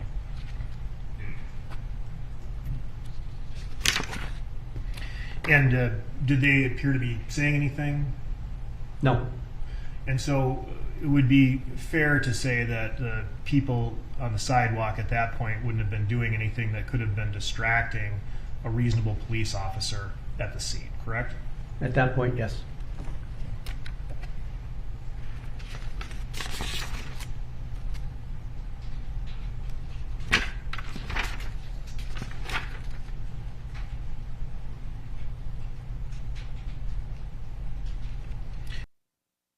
There's water or something. Please. Everything hurt. My stomach hurt. My dick hurt. Everything hurt. There's water or something. Please. Please. All right, and so that clip started about 23 seconds after the last clip I just played you. You were able to hear that? Yes. All right. And you heard Mr. Floyd saying that he couldn't breathe, correct? Yes. You heard Mr. Floyd saying that his stomach hurt, is that right? I wasn't listening for that. I heard him ask for water, I think. You heard him ask for water? Yes. Would you believe me if I told you that what Mr. Floyd said was, my stomach hurts, my neck hurts, everything hurts? I heard everything hurts, yes. Okay. And that would be some sort of expression of pain, fair? You could. And a reasonable police officer in the defendant's position would have heard that, correct? I believe so. From his position on top of Mr. Floyd. True? It's possible. And the bystanders who were there, again, you couldn't hear any noise interference or anything like that. True? Not then, no. All right. And so would it be fair to say that there was nothing that the bystanders were doing at that moment in time that we just watched that would have been distracting or preventing the defendant from attending to Mr. Floyd? Not during that video clip, no. Okay. I wanna apologize to you because I'm well aware that this is long and tedious and a pain in the ass. And if you're like me, you would love nothing more than to throw a snowball at Mr. Broad because you got to sit through this. But I want you to bear in mind that Mr. Broad is paid to be here. He's earning his keep. He's earning his paycheck of lying to the world and embarrassing himself and embarrassing the defense and ruining reputations. He actually said a person saying I can't breathe is telling you can't breathe. He says, well, that's what he said.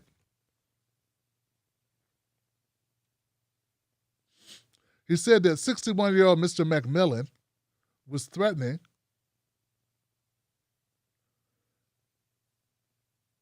He also couldn't hear various parts of the tapes. I'm wondering how good a consultant you are if you can't hear him say, your knee is in my neck. Ah! My stomach hurts. My neck hurts. Everything hurts. Look, guys, remember, this guy's testifying that George Floyd was not in pain. Because if he was in pain, that would mean the force was excessive. So he has to lie and say he wasn't in pain. He just said his neck hurts. He just said his stomach hurts. He just said everything hurts. But how do we really know it hurts? I bet if it was his wife and some asshole was sitting on her and she was saying my neck hurts, he wouldn't be like, I wonder if she's telling the truth. Continue. He looks like a guy who doesn't have a wife. Or if he has a wife, he probably sits on her himself. We'll go to the next clip. I'm trying to make this one quicker.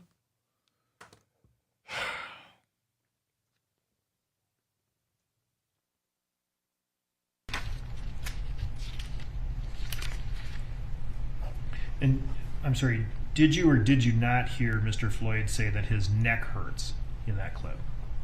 I didn't hear that. Did you note that at all in your analysis of this case? At any time when you listen to the body-worn camera, when you listen to the bystander video, when you reviewed the facts and evidence in this case, at any time do you recall noting Mr. Floyd saying, my neck hurts? I heard it. I didn't necessarily note it. Okay. Because your testimony was premised on this not being a use of force because there was no pain involved, right?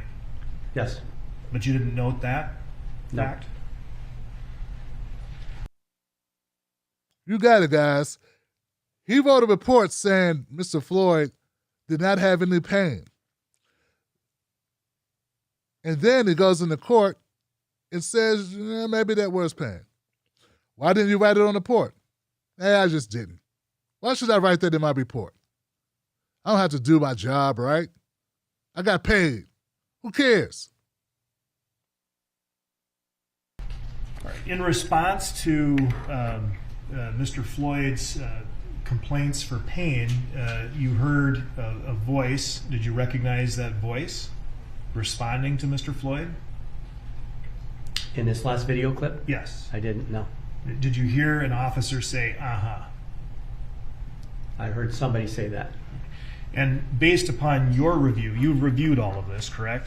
Yes. You've reviewed footage in which the defendant can be seen and can be heard speaking, correct? Yes. Right. Were you able to make out the person who said "uh-huh" as the voice of the defendant? So when I looked at this video clip, I thought we were still looking at focusing on the bystander, so I wasn't really listening to what the communications were. I mean, in your own analysis prior to coming to court today, and I don't mean to put you on the spot, but in your own analysis before coming to court today, had you identified that voice that said "uh-huh" in response to Mr. Floyd's cries for pain as that belonging to the defendant? Yes, I had. Okay. And so you would acknowledge that Mr. Floyd was crying out in pain and the defendant was at least acknowledging that he could hear him at the time.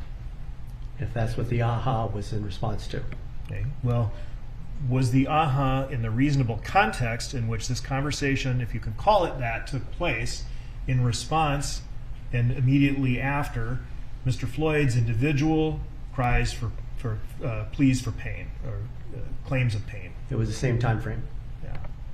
And so my stomach hurts, my neck hurts, everything hurts, right? That's Yes. what you heard. And the was the defendant responding. Yes.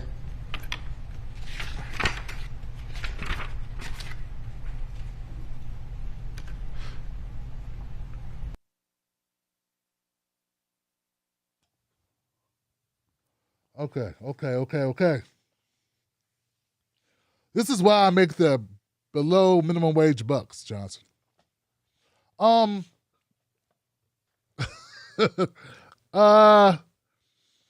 This hard to.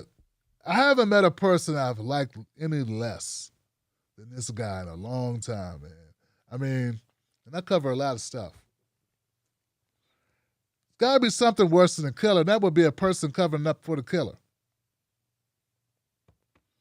When we're trying to hold the killer accountable.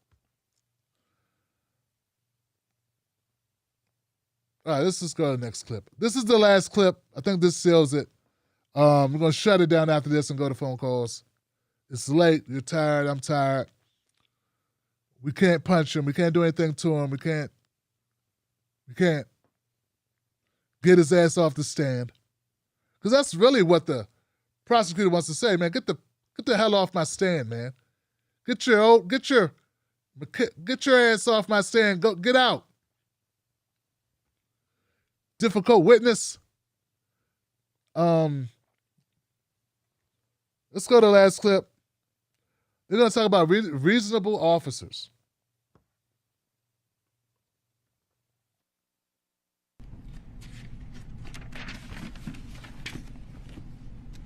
If a reasonable officer has reason to believe that a person is passed out, can a reasonable officer be trained that if that person comes to, they may be more violent? They could. Has that happened to you in your law enforcement career? It has. And is that something a reasonable officer would take into consideration in assessing whether it be a use of force or a use of prone restraint? They should take it into account. See, this is guys, this is why, man, the Mr. Punchable Face Nelson, they want to argue that the reason why Derek Chauvin had to keep his knee on George Floyd's neck is because, well, he may have woke up and went ballistic and killed everybody and just picked everyone up and threw them across the street, picked the car up and ate the car and then took a dump took a dump inside of Cup Foods. Took all his clothes off and ran down the block. I mean, all these things could have happened. So we got to continue to pressure this guy. And not only is that a crock of bullshit, but also George Floyd didn't pass out, asshole. He died. Evidenced by the cop who took his post and didn't have one. Couldn't find a post. When you can't find a post, you're not passed out. You're dead. Okay? So you sat on a dead man. You, a person that knows CPR, sits on a dead man after your partner says, hey, this guy doesn't have a pulse because he might come back to life and hurt you. That's the argument. That's the fucking argument.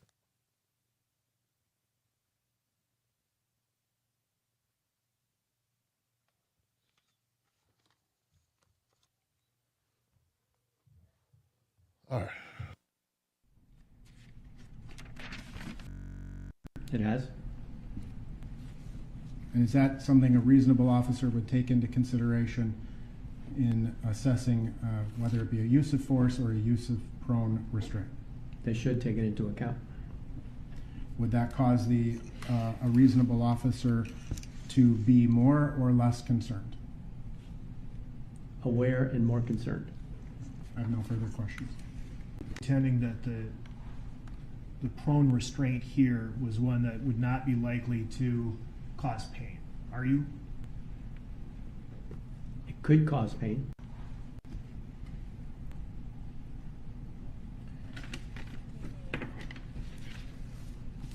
So you're not still contending that the prone restraint here was one that would not be likely to cause pain, are you? It could cause pain. Could cause pain, did cause pain, correct?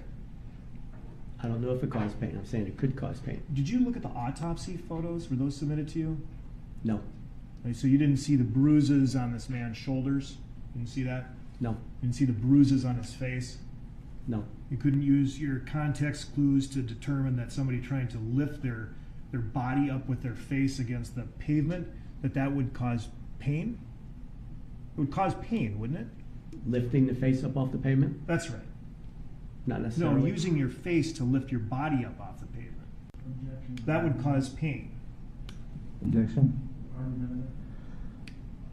Overruled on that ground. That could cause pain.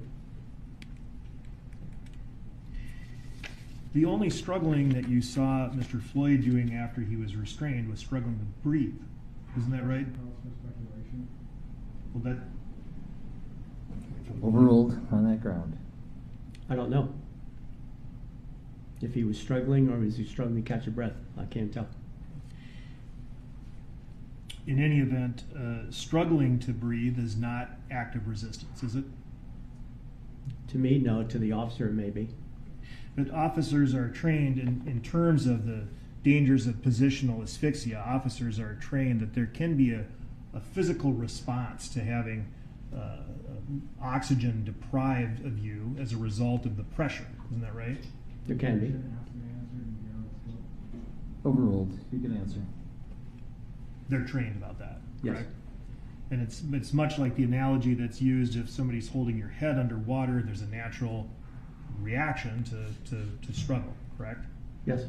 And that's the danger, right, of the cycle of positional asphyxia, is that the officer might not recognize that what they're doing is causing the person to react. True? It's quite possible. And you don't contend that it was reasonable for the defendant to hold Mr. Floyd down on the pavement in this position to avoid him getting hit by a car, are you? No. No. I said no. All right.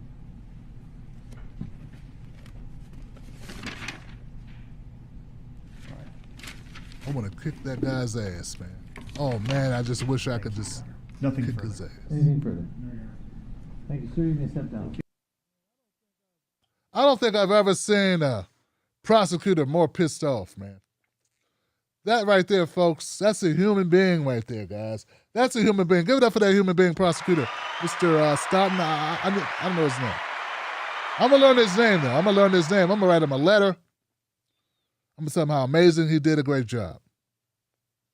Just the self-control. Not to just jump over the damn plexiglass and beat the hell out of this guy. I mean, this guy is horrible. Broad is horrible. The lies, the nonsense, the callous nature, everything. I mean, he wouldn't even admit that George Floyd felt pain using his face to lift his body off the pavement so he could breathe. He just did that for fun. That's what all the kids do when they had some wacky weed.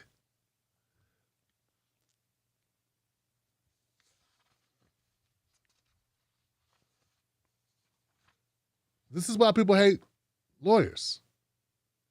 This is it. You're getting a clinic in why Lawyers are a hated profession, and it's because of this type of lawyer, these type of guys. The guys that let them ruin our water, take our homes to build roads, lead into malls, and this shit. They get cops off who kill us. All this could have been avoided. All you had to do is sit Floyd up. That's all. Where's he going to run? If he runs, tase him. Sit him up against the car. He's handcuffed. That's all you had to do. Then we're not sitting here. And Floyd's alive. And you're not in jail. And your life's not ruined. And your wife doesn't leave you because Derek Chauvin's wife left his ass. And everything is the way it was. But that would require you not to be a killer.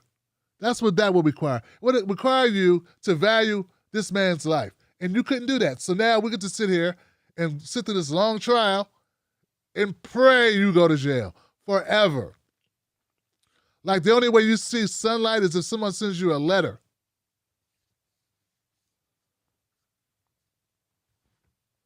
It's going to be more days like this, Johnson. Though it's aggravating, though it's tedious, though it's a pain in the ass, hope you come back and share it with me. Because it's important. And because we need some damn justice. Ain't all that fun?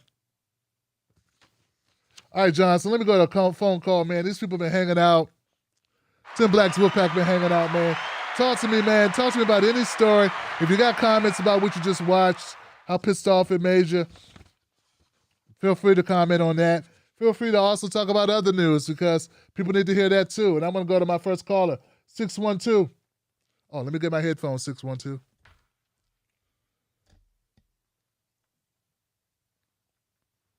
All right, 612, you're the first caller in the queue. Thank you for calling.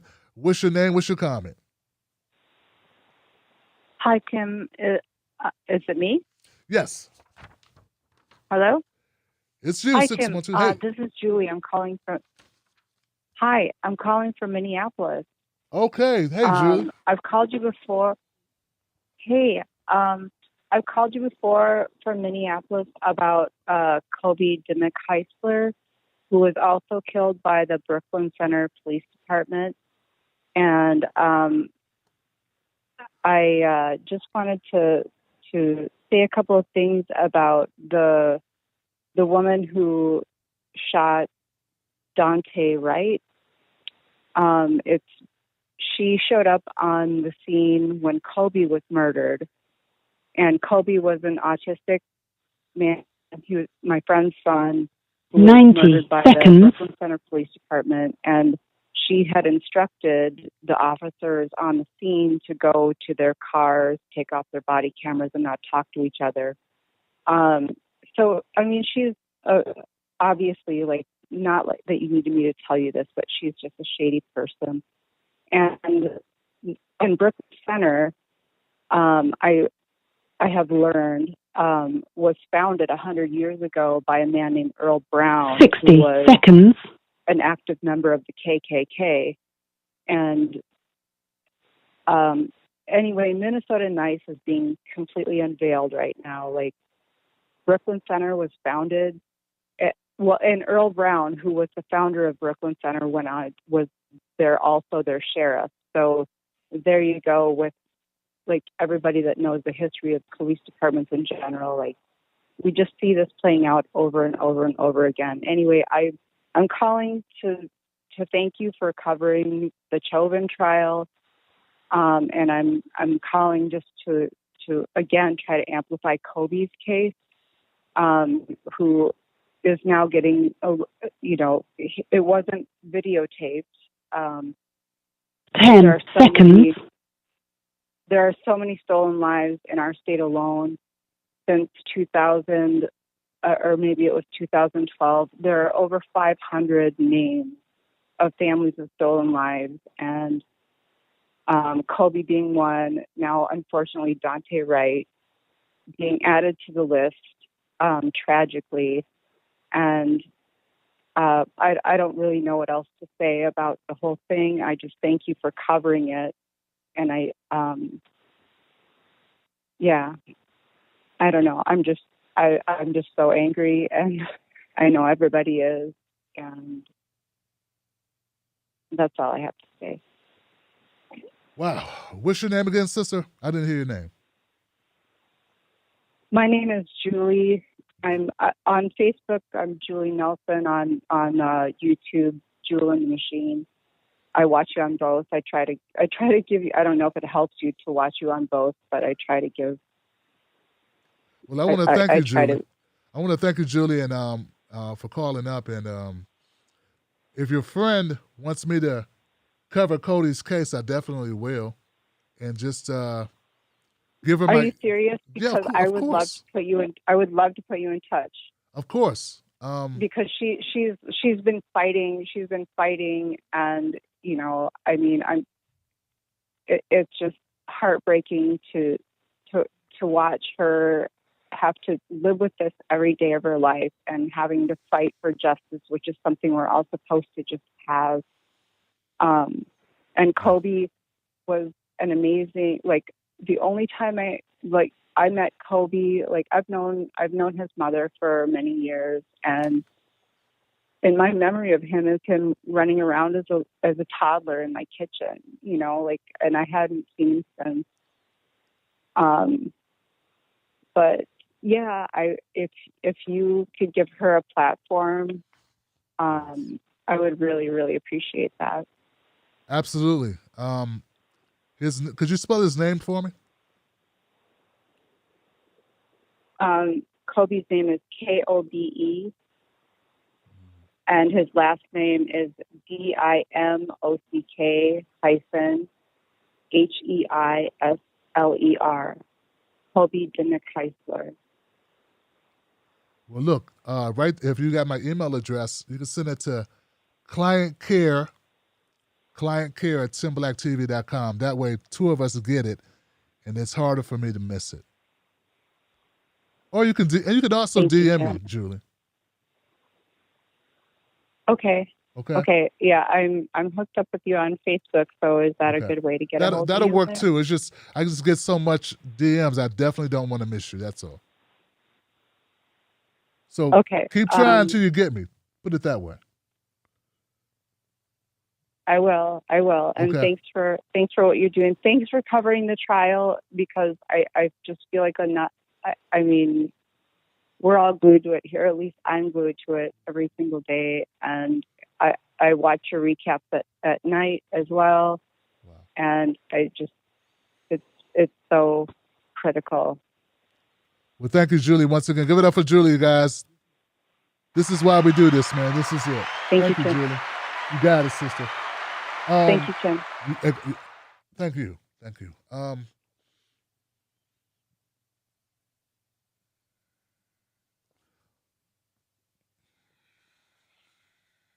I didn't find out about Kobe until today. In fact, I talked about him at the beginning of the show, Julie, when I talked about Kim Potter, the officer who killed Mr. Deontay Wright. And I said she was involved in the case, and I actually said the exact same. I described it the same way that you did, where she was telling the cops what to do to avoid prosecution for killing a young autistic child who was disabled.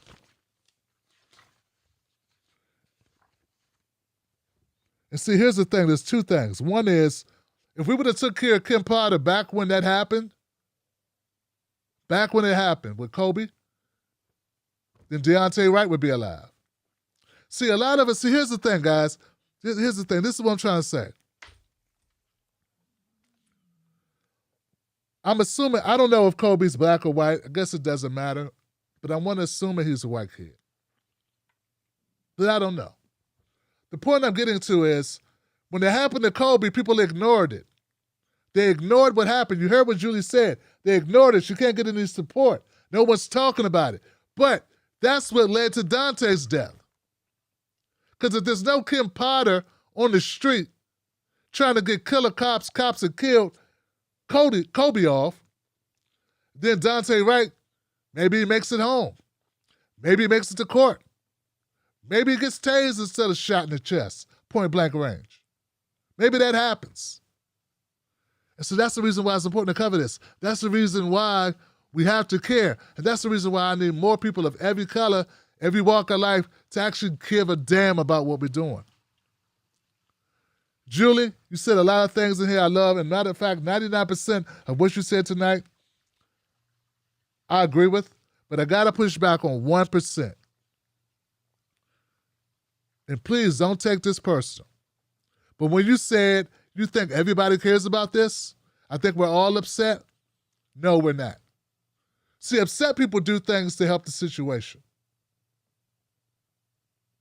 Upset people do things to help the situation. They do things to be a part of the solution. Upset in your own mind and not doing shit doesn't mean you're upset. That means you can't be bothered. Yeah, that's what that means. See, you picked up a phone and you called me and you shared your story.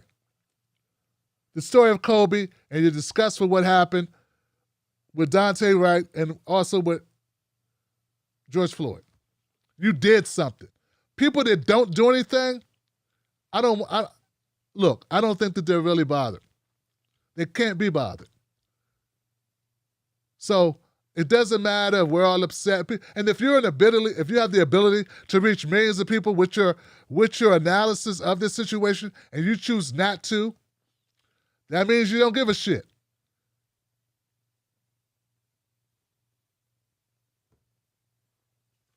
Because you should. Or we just keep having more people die like this. And in this case, we got somebody directly connected to 2 murders. I'm going to go next call, but I want to thank you once again for calling up.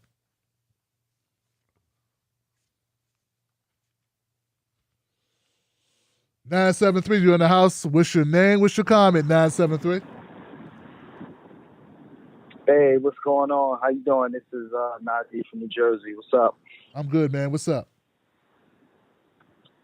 Not much. So I just wanted to say, listening to that interaction between the guy on the stand and the prosecutor kind of gave me like Mark Furman vibes, like, listening to Mark Furman on the stand or listen to him give commentary on Fox News, that speaks to the credibility of some of these lawyers and other people that work behind the scenes to kind of like get these police officers off. Also, we can't go into the mind of a police officer, so we don't really know intent. But it seems like the officer yelling taser, taser, taser may have, and I suspect was her setting up a murder. Just like when, and all this is just, I'm suspecting, no proof. Just like when police are kicking somebody's butt and they're yelling, stop resisting. So the microphone can capture that. Or we've seen examples of police yelling gun, gun, gun, gun, gun, when there wasn't a gun, setting up an execution. So, we see it all the time. Then with the police chief saying that there's an investigation, but he's saying that he believes it's an accident. Which one is it? You already came to your conclusion. You already basically, formed your own opinion without the investigation. So him stepping down was definitely a good thing. Joe Biden's commentary, again, more concerned about the looting than the actual killing. It's to be expected. It was very disheartening because I seen on social media, there was a media site that replayed his response, and I was looking in the comment section, and there were people with hearts saying, that's my president. And I said, this guy's getting accolades for doing the bare minimum and absolutely nothing. And this is what we have to look forward for the next 4 years. And I'll close with this. I hope that outside agitators don't go into Minnesota. I'm pretty sure Minnesota has, this particular community has its own grassroots movement. You know, there's been a lot of revelations going on concerning groups like Black Lives Matter, and you also did commentary on the Cadillac commercial. And I was going back and forth on social media with the rapper who's affiliated with the woman who did the Cadillac commercial. And he wants to, you know, he's doubling down and saying how good this Cadillac commercial is and, you know, to have the support of these corporations. But I'm like, sir, you know, with a felony conviction, if you wasn't affiliated with some of these groups, Cadillac wouldn't let you mop their floors if you tried to apply to work for them with your felony conviction. So stop, you know, like don't play on my intelligence. So it's just so much to say, but good work, Mr. Black. Keep it up, and I enjoy listening. Najee up in this joint, man. Thank you so much, brother, for calling up. The shows have been going long, but I'm going to tell you something, Najee. Everything you said, well, not everything, but most of your comments about the police shouting, gun, gun, gun, the same gut feeling that you have about taser, taser, taser. That's exactly the way I described that case when I did my commentary on it earlier. It's like you listened to me and then said it. I know you didn't, and that just goes to show how in sync we are in the way that we see this shit. Because those, like, verbatim, bro, the way that you see this play out, where cops set up an execution. And we got people like this. Hey, yeah, things are fine. I see just fine. Yeah, I see what's going on. They see nothing, Johnson. Absolutely nothing. They don't want to realize how bad it really is. So they look for other things to be excited about, to be involved in, to care about. Because they ignore this.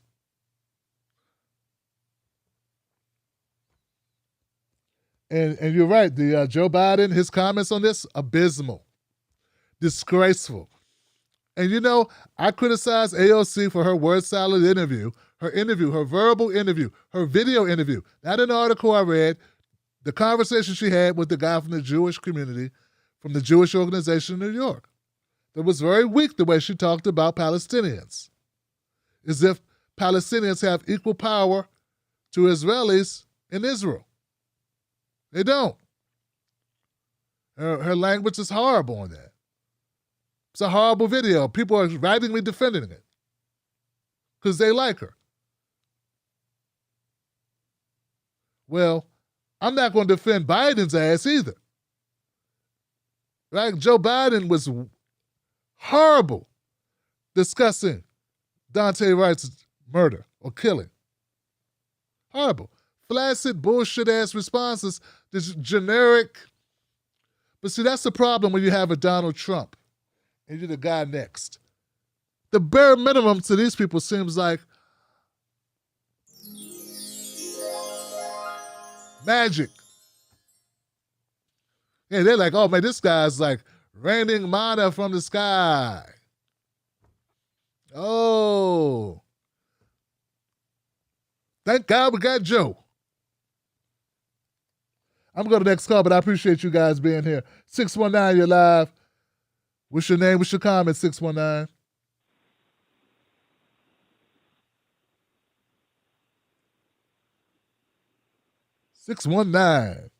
I can't hear you, 619. You on mute? Are you there? I got no sound from 619. 619, did you fall asleep? I can't blame you if you did, but I got to be moving on, Johnson.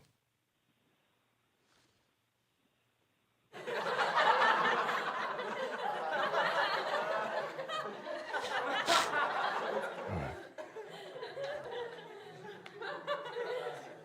510. Trying to keep track of who's calling. 510, you're live. Freedom Tuesday. What's your name? What's your comment? 510. All right, what's up, bro? It's Jay from Cali. What's up, fam? How you doing? Doing all right, man. How you been? Good, good. That's what's up, man. Yeah, man, I was just calling in to say that dude testifying, that's the craziest thing I've ever seen, man. Like, he straight got played. He's lying and everything. True. That's it.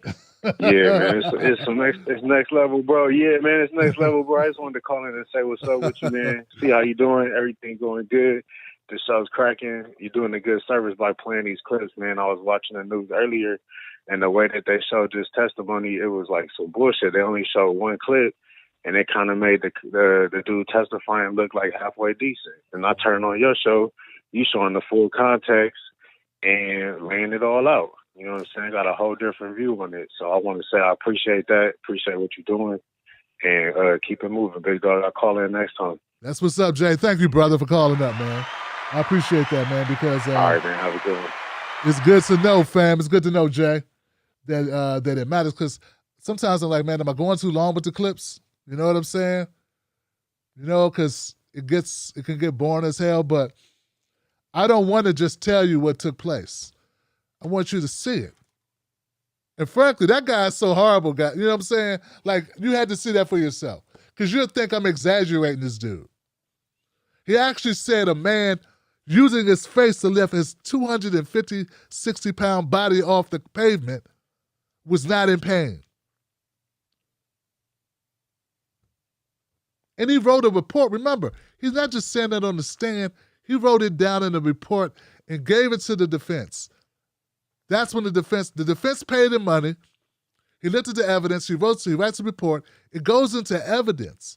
It's used at the trial as evidence. Well, your guys say this. Our guys say this. Your team says this. Your lady says this. Your expert says this. Our expert says this.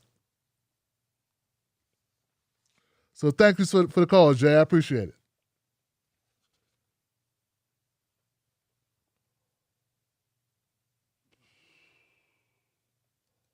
(541), you're live. What's your name? What's your call? 541. Yes, hello. Hey, what's up? Yeah, can I speak freely? Always. Okay, this is Patriot Party Podcast. I'm a YouTuber also. So you called up to promote your show. Kindly email clientkira@10blacktv.com. And then we could work out arrangements to promote your show the right way. In a way that respects the platform that I've created.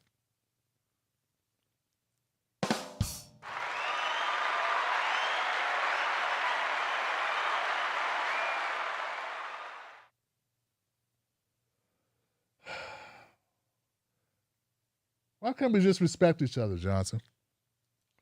408, you're live. What's your name? What's your comment, 408? Hey, this is Alex from Berkeley. What's up, Wolfpack?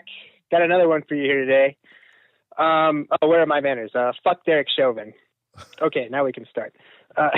We have some new numbers on the increase in billionaires during the pandemic and the depression. I thought I'd share it with everyone. They say the number of newly minted billionaires soared last year, and it swelled by 660, making it 2,755, which is roughly a 30% increase from a year ago. And 493 of them are first-time billionaires. 7 out of 8 of them are richer than they were before the pandemic. And Jeff Bezos and Elon Musk are now like dueling banjos for the richest man on earth, playing with hundreds of billions of tax money, while your local family in Texas can't eat for the 5th night in a row. And apparently by 2026, it's very likely that somebody will be a trillionaire. So let that sink in. We got people dying, and billionaires as a class added about $8 trillion to their net worth from last year, totaling $13.1 trillion. And we can't get $1,400 checks. The U.S. has 724 billionaires, extending a rise of wealth that hasn't happened since the robber baron era, the Gilded Age. 400 Americans now own 18% of all wealth, which is twice as much as in 2010. In 2010, 400 people own 9% of America's GDP and wealth, which is insane already by itself. 400 people with 9% of the country's wealth. Now it's double that. 18% of America's GDP and wealth, a fraction of the top 1%, have the whole country in their hands. And on a side note, maybe I wouldn't be this angry if they did something with that wealth, like, I don't know, fix our police forces instead of work tirelessly to become richer. But anyways, when we had the golden age of economic expansion in this country, post-World War II, the top 1% would earn about 8% of the nation's income. Leading into the Great Depression, it was 23%. And in 2008, under King George II, with the Great Recession, it was about the same, 23%. It's insane. And at the same time, as this is happening, poverty is just something we're falling into. At least 500,000 people in this country are homeless. And by the way, if we ever get rid of these federal COVID protections from evictions, foreclosures and evictions are going to go through the roof. And Wall Street is buying everything and basically jacking up the prices, so we have an artificially inflated housing market, just like in 2008. Gee, I wonder what's going to happen next. You know, and they're going to rent out to people at exorbitant rates that they can't afford, and nobody has any money. We still have a depression, a pandemic, and here we are. Like, how can it be that during a pandemic and a depression, the rich are getting way richer, like way, way richer, twice as much as in 2010. Is this because of merit? Are they just working harder than anyone else? Like, you know, flashback to 2016, I used to work at a pizza joint with this dude named Mike and this big black dude named Slim. They worked hard. Like, if this were a meritocracy, they would be millionaires. You know, they worked from 5 in the afternoon to 3 a.m. flipping pizzas 5 days a week. I did 3 days because I was part-time. But they did 5 days. That's working hard. Oh, God, I sound like Joe Biden, don't I? But, yeah, and he and myself and millions of others got the rug pulled out from under them thanks to COVID-19. And, well, thankfully, I think little by little this pandemic, you know, we're all starting to wake up and understand how unfair the system is. Like, we're all starting to understand that Jeff Bezos didn't just work harder than you. Like, if you want to know who's screwing you, it's not illegal immigrants. It's him, you know. Illegal immigrants don't even have any power anyways. It's the billionaires who have bought the government and rigged the system against us. Like, did you know for the first time ever, billionaires, on average, are paying a lower tax rate than average working Americans? How insane is that? Like, that's something that even Ronald Reagan, when he was president, said was a severe injustice. Like, that Ronald Reagan, that satanic beast, you know, that's a regressive tax system. That's what that is. Like, according to Forbes, $47 trillion have been stolen by the 1% from the bottom 90 going back to the mid-1970s. So if we go by pay ratio, then working people would all have $1,144 extra per month for their entire lives. If you have the same pay structure post-World War II, you get paid $1,144 per month for the rest of your life. That's where we are now.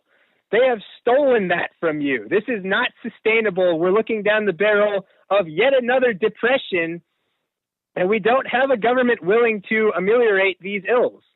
So you want my opinion, Tim? We got to take control of our government back, because if we don't kill capitalism, capitalism is going to kill us. Thank you for your time. Thank you, my brother. Alex from Berkeley in the house, y'all. Give it up. Yeah, it's been about time we got an Alex sighting. So we care about other stuff. And thank you, Alex, for adding a little bit of diversity to our news reporting tonight. Wow. Shit. Those numbers he was rattling off. I'm going to go to the next call. 225. 225, you're live. What's your name? What's your comment? Hi. My name. Hello? Yeah, I'm good. Who's this? Hello? Yes, we're listening. I'm Joe. I'm from Louisiana. Okay. Can you hear me? Hey, Joe, we hear you. What's going on, Joe? My name is Joe. I'm from Well, I'm calling. I tell you, I'm an emergency room doctor. And I got off about 8 o'clock last night. And while I was in the emergency room, I was trying to listen to some of the testimony, and I had it on my phone and between patients and so forth and so on. I wanted to thank you for catching me up to speed. The sister with the wig sliding off her head was ridiculous. She was fucked up. Excuse my French. Brad, or whatever his name was totally fucked. And I don't know if I missed this clip on your show or not, but I've been an emergency room doctor for 30 years. I'm black and I'm big. So that means it equals threat. Okay? If I'm out on the street and I don't have a white coat on, just as Dr. Freeman. He said right before George Floyd died, and trust me, I've seen death. He said that it looked like he was resting comfortably. Did you see that? I did see that. Now check this out. You can tell if you are familiar with death, which I think I am for 30 years. You can tell the exact second George died. And he still had his knee on his goddamn neck. Still. Now, they, and I'm going to use the majority of they, and that's white people. And there's good white people and there's bad white people, like there's good black people and there's bad black people. But we're using good white people as those white people who understand, and I'd say understand, but empathize with racism and understand it's a one-way street. Black folks can't be racist in this country. It's impossible. We can hate, we can be prejudiced, we can be ignorant, we can be all kind of things, but we can't be racist in this country. They want what they're trying to do with George, what they're trying to do with Dante, and I don't know about Kobe. I was listening. I would put my money Kobe might be black. I put money on it. Wow. Okay. Why? Why not? It's been going on for centuries. Cell phones and TV cameras and news reports and Rodney King and all, they were whipping ass all over the South. They were kicking ass in California forever. So, this is not new. We're just getting really fucking tired of it. And here I am on this radio show. I should be in bed. Good thing I don't have to work tomorrow. But we have to understand the good white people are saying, I may not quite get this whole racism thing and slavery and Jim Crow 1, 2, 3, whatever, but this is some bullshit. And if you go to some of the live feeds while the trial is happening, you'll have these comments. You'd be surprised what white people are saying who believe that Chauvin was in his right. And we are to believe what we are not to believe what we see with our own eyes and what we hear with our own ears. The man was dead, and this guy said he looked like he was resting comfortably. I'm so goddamn angry. I am truly angry. And I just want to express my opinion, tell you that I've been dealing with this for almost 62 years. And as a professional for almost 30. And racism is real. If we're not looking at it on a daily fucking basis, I don't know what we're looking at. And to start dealing with it, we have to recognize it. And that takes us all who give it, as you say, who give a damn.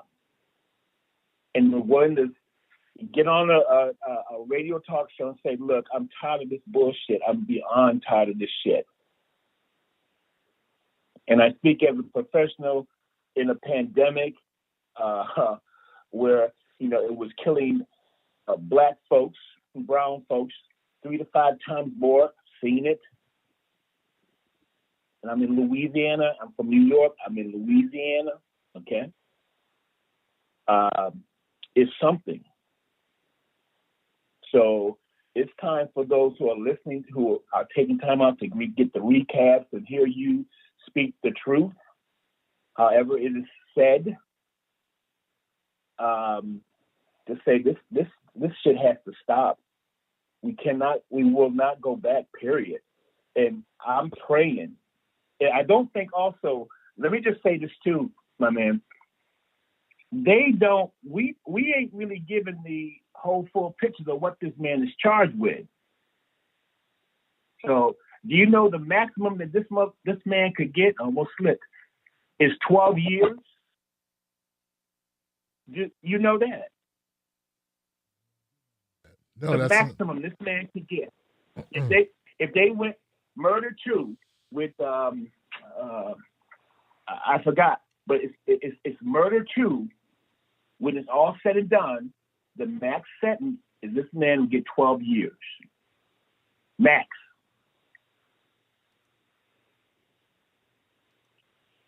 That should infuriate anybody when you watch a modern day lynching.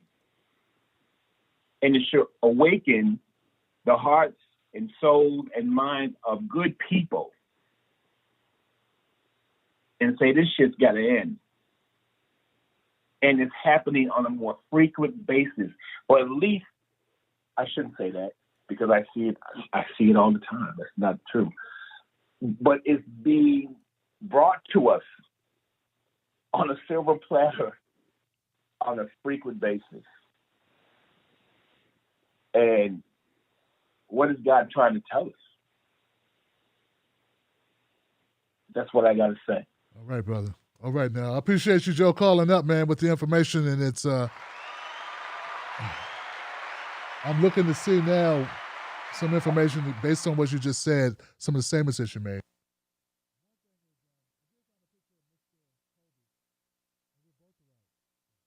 One thing is, I did find a picture of Mr. Kobe. So I've been looking up things based on your conversation, based on your call. I hit the damn mute button. Hope you're back now. We're both right. Kobe looks to be a mixed black and white child. So we're both right on that. Both our instincts work. I was just wondering, because see, the media tends to play up Black Death. That's all I'm saying.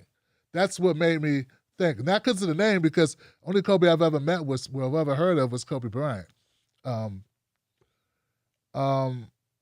But I just know how the media manipulates Black Death. Not to solve anything, just to get some clicks and views. I actually get less views on my black-related material than I do on my general material. So if that's not the case here, I want to change that so we get awareness. The other point, I'm looking for a document because I was under the impression there was a lot more on the table than 12 years, Joe. That there are different charges and that occur different amounts of time that are available to the prosecution and available to the jury. And I could not find that now, but I've commented earlier on other videos on one of my initial videos from video 1 in my series of now, which will be 12 George Floyd videos regarding the Derek Chauvin trial. So in my initial video, I did cover it, and there was more time that was available. If I'm not mistaken, it was up to 40 years. But you're right, I don't remember exactly what those charges were. I know that manslaughter or second degree was one of them, manslaughter, first degree. There's different options and different probabilities or outcomes. But once again, guys, thank you, Joe, for calling up, man. This is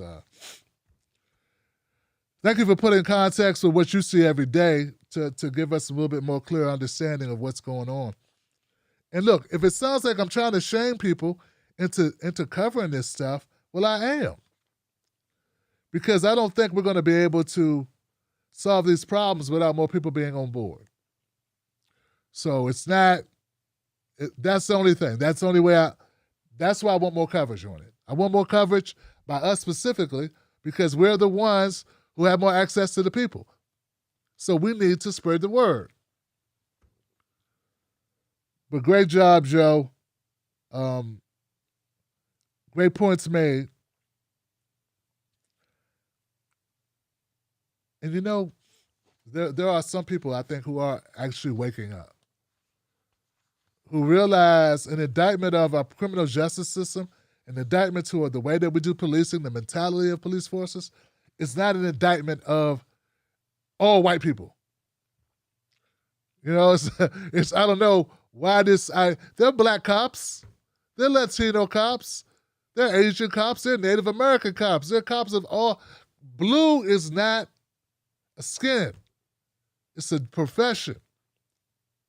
And we got to get past that, man. You know, we got to get past that. So we need to overhaul this system because it's killing us. Just like we need to overhaul other systems. If it looks like it's a white system, that's because a lot of white people had those jobs. But it ain't a white system. It's a corrupt system that needs to be done away with. All right, Johnsons, that's it. That's all I got. All the calls, I've answered all the calls in the queue. 619, I tried earlier. I don't think he was just responded. So you're still in the queue, 619. Let me go back and make sure that you're good. 619, are you available or will you just listen? I got nothing against people just listening. 619. Booyaka. All right, Johnson.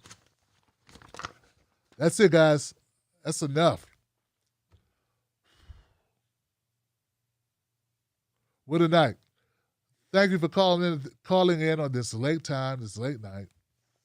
I appreciate it. Get some sleep. Now let me go to Super Chat and shout some people out.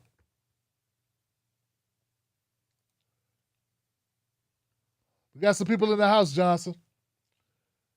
Phantom said, I tried to send a $9.99 Super Chat. I couldn't. That's strange. I had to lower the amount. It's all good.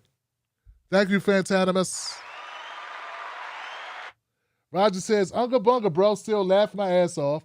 And yesterday's comment, Hulk would have sufficed. Nisi Moby in the house. Thank you, Nisi. Thank you for supporting the show, Nisi. Carl Jones.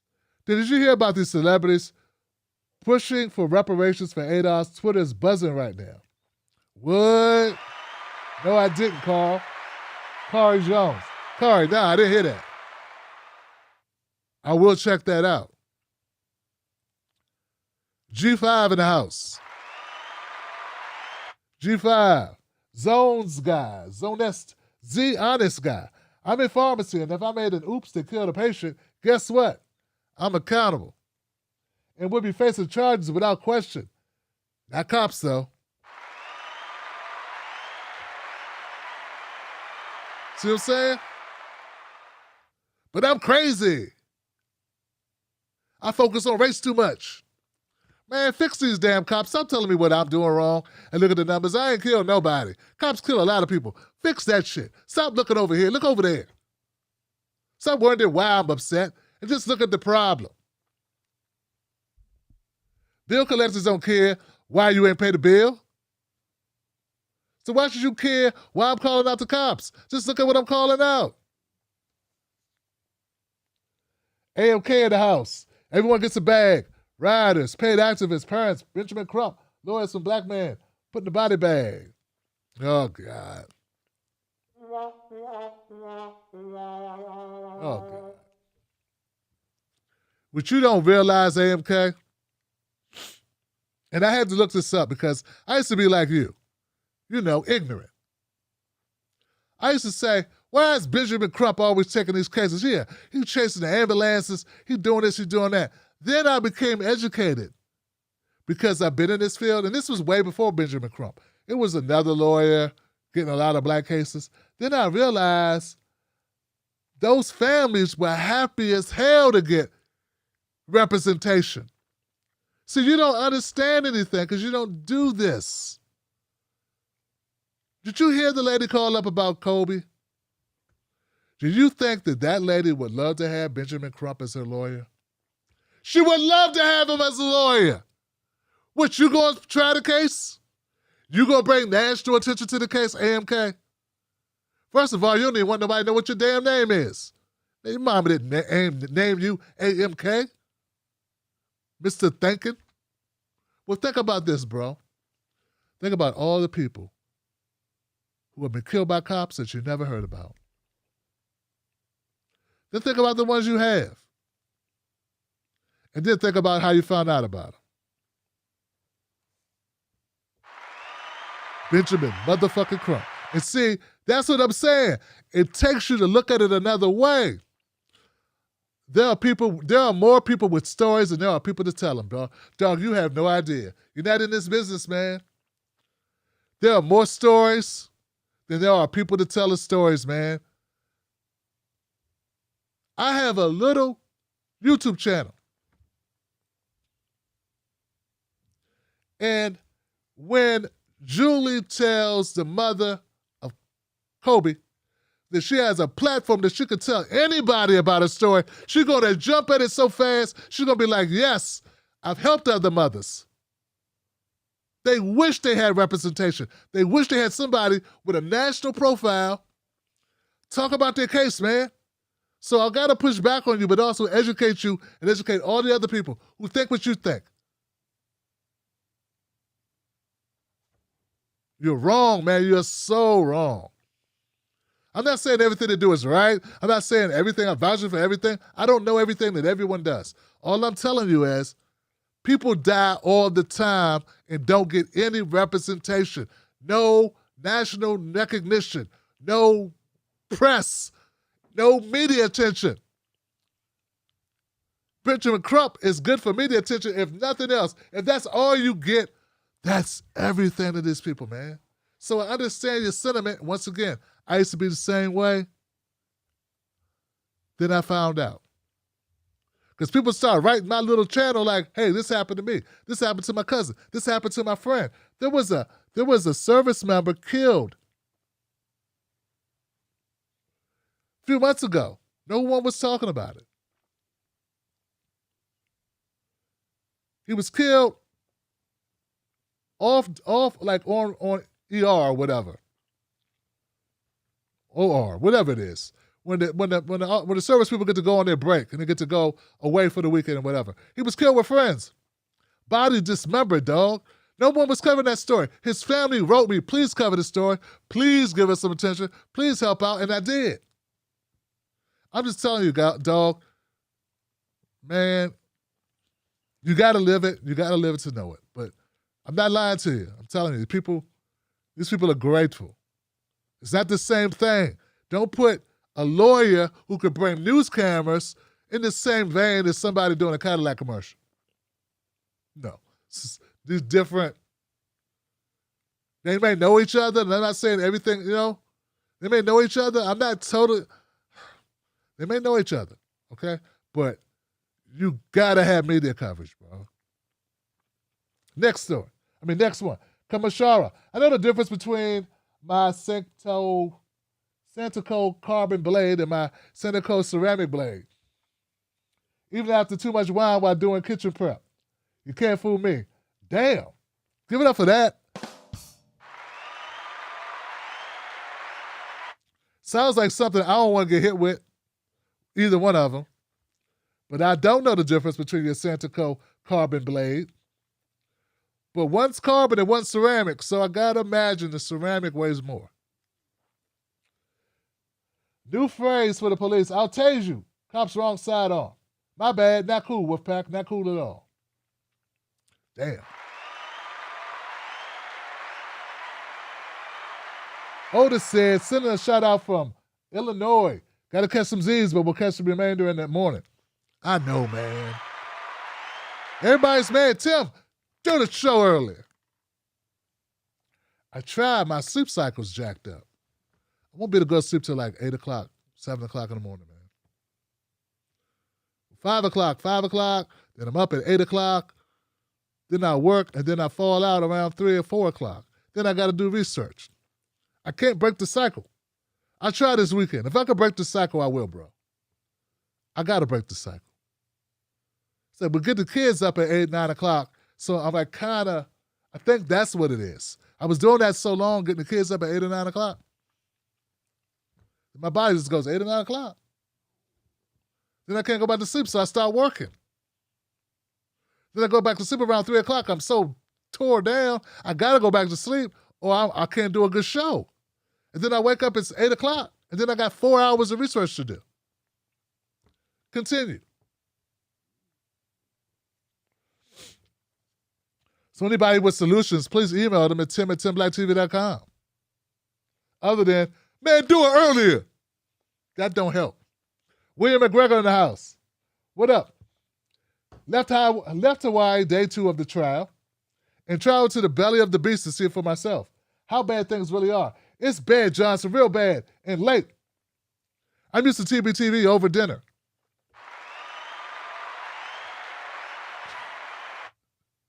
Roger says, I'd love to know the racial makeup of the jury. We have that. We have the racial makeup of the jury. That I have. I can't get to it right now. But I do have it. I was sent that information by a friend. Mrs. Black sent me the information.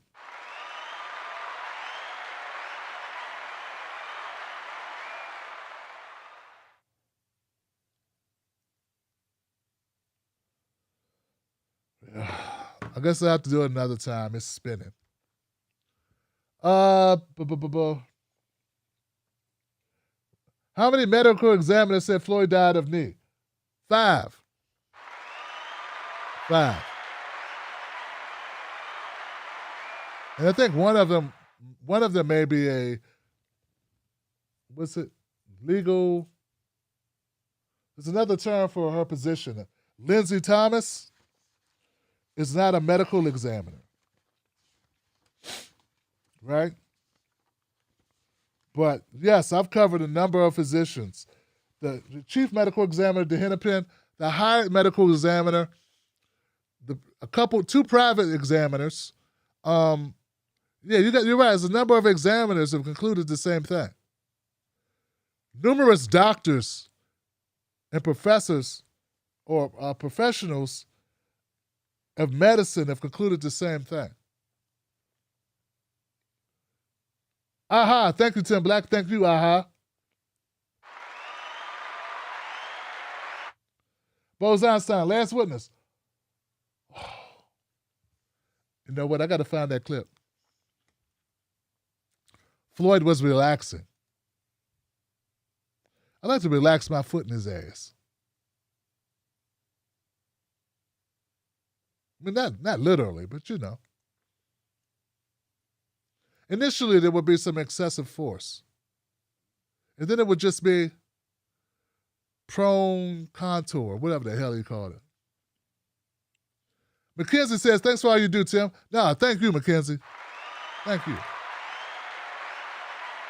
Ty says, Missouri Senate Bill SB 538 can create Minutemen militia force. What is this for? Is it in response to BLM? This is scary stuff.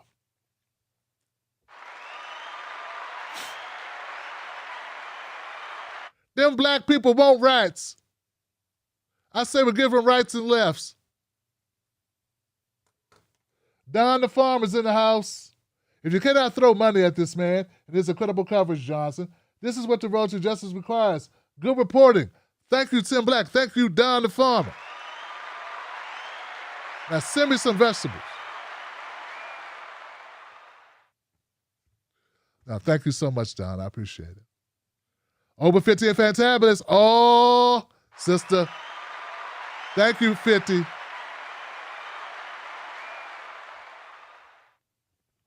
Ain't you special? I appreciate you, sister. And I know my son. And I know he's nonviolent. The mother and father of Kobe Dimmick Heisler want an independent prosecutor assigned to their son's case after Hennepin County Attorney Mike Freeman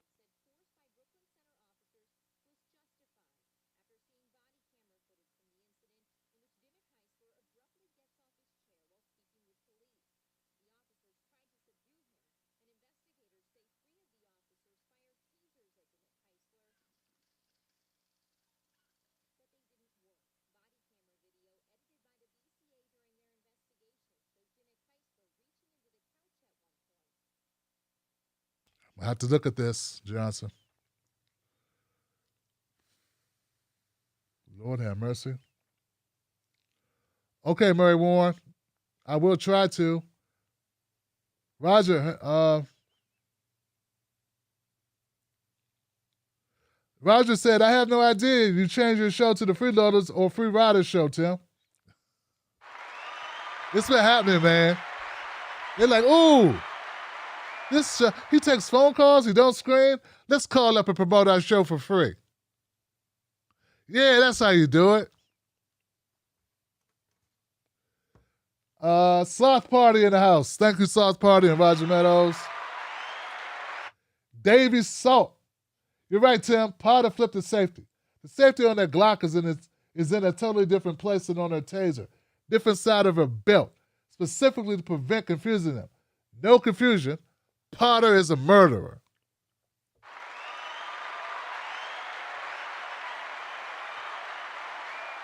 What's up? Kira's in the house. I've been seeing a lot of Kira. Is this strange that Schumer's fighting harder for student loans, $50,000 reduction than the left? Weird times we're living in. I heard that Schumer's trying to save his job. Somebody might take it from him next cycle. Kim.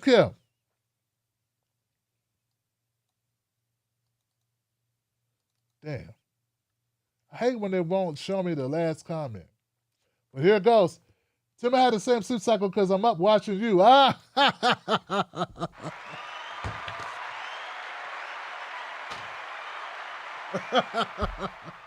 Oh, Kim. Sister, I'm sorry. I gotta fix me. I gotta fix it, because then we'll fix us together. We'll be better together, yo. I gotta do it, man. And I've been trying to do it. Look, I've been working on it. I bought a sleep mask. Like, I'm gonna go to sleep.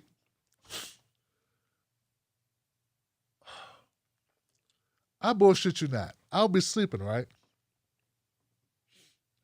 2 times this week I was asleep. I guess I wasn't in REM sleep. People who know sleep know what I'm talking about. I'll have an idea about a show. I'm telling guys, I'm horrible, man. You guys don't. I had an idea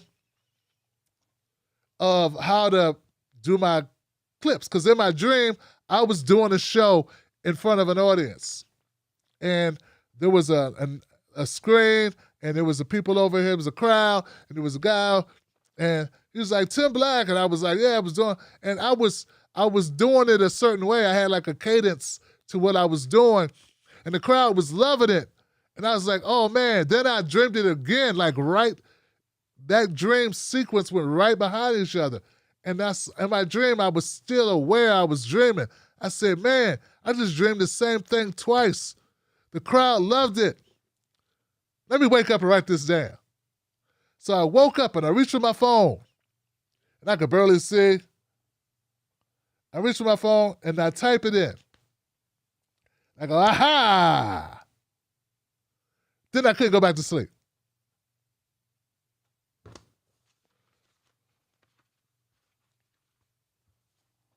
Then I'm up. I try to stay in bed for another 45 minutes and still can't get to sleep. I'm like, I could have been up working. So I get up and I go to work. And then my battery starts to slowly drain and I'm asleep by about 3. It's like it keeps happening, dog. I don't know. I do not know, Johnson. It's not intentional, Kim Kim. Real talk. It's not intentional. Valerian T, Tim. Well, you know what? I'm going to look it up. Kim Kim. Valerian T. Let me write that down, man. I don't want to take sleeping pills. With all this horrible coverage I've been doing of death, I don't want to take sleeping pills, man. I don't want to mess around, man. I'm not on any prescriptions. I don't want to take sleeping pills. All right, guys, that's it. I'm Tim Black. Go to Tim Black. Go to jointimblack.com to become a member of the Tim Black Show. Real Tim Black on Facebook and Twitter. We always try to do a better job. We ain't perfect, but we damn sure try.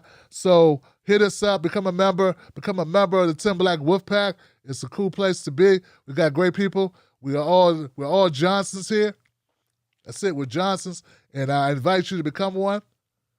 Change ain't gonna happen alone. It ain't gonna happen easy. The only changes that are easy are changes that never happen. So become a part of this, man. I see you on the next one. Great callers. Great people. Blow Inception. I don't know what y'all talking about. Natasha's T. See, you guys hooking me up. Anthony Lamont, Susan. Melatonin. Where I get the melatonin? Where can I buy some melatonin? Isn't that produced in the body? I'm serious, man. It's when you're a one-man show, but don't get me wrong, Mrs. Black helps me with a lot of stuff.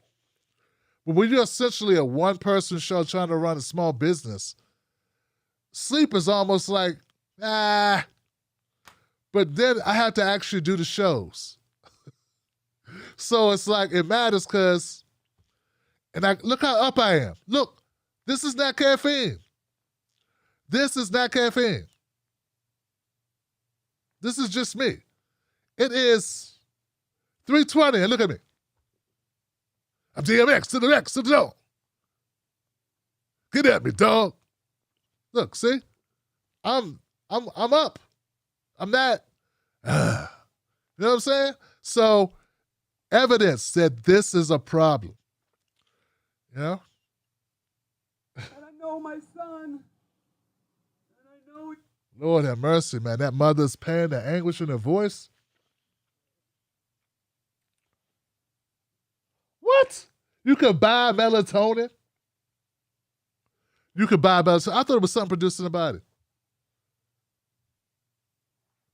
Vanilla Sky, or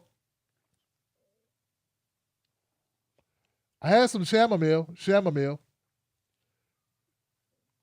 hops, or herb. Charles Rose, Chrissy be talking. Murray Warren, Nisa Moby, Scholastic, Don the Farmer, Sign of the Times.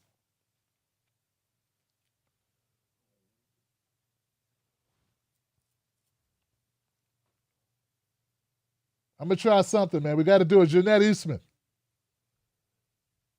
I got to do something. Cryptician. They say if I don't do something, people are going to be mad at me. Steve Warwick. Pura Carmen. Afraid not. Right? True indeed. Oh, no. Kira's true indeed. Alugo. Mike Walker. That's it, guys. I'm gone. See? I could keep talking like it's 9 o'clock, 9 p.m. You know what I'm saying? That's just wrong. And I'm looking here at this picture of this mother, man. This picture of this mom. And I want to show you this. Now, see, this is it right here. This is.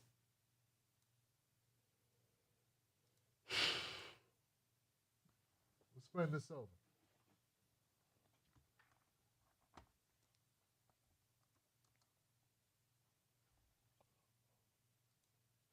This is a young man's story we're going to be covering. Okay? This is the young man's story.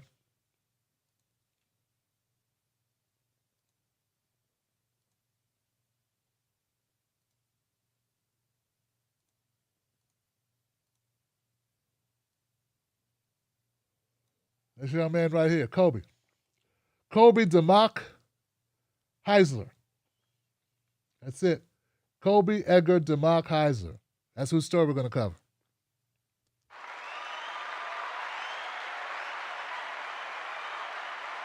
All right, that's it. I'm done. I'm gone. I'll see you on the next one, guys. Be safe. Wolfpack.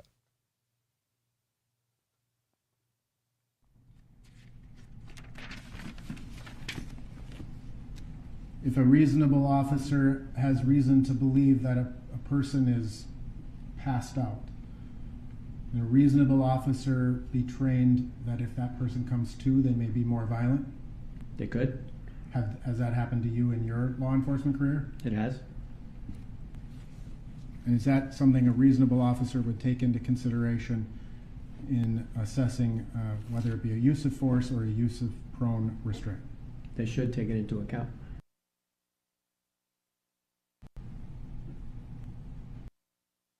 Mr. Floyd down on the pavement in this position to avoid him getting hit by a car, are you? The cycle of positional asphyxia is that the officer might not recognize that what they're doing is causing the person to react. True? It's quite possible. And you don't contend that it was reasonable for the defendant to hold Mr. Floyd down on the pavement in this position to avoid him getting hit by a car, are you? No. No. I said no. All right.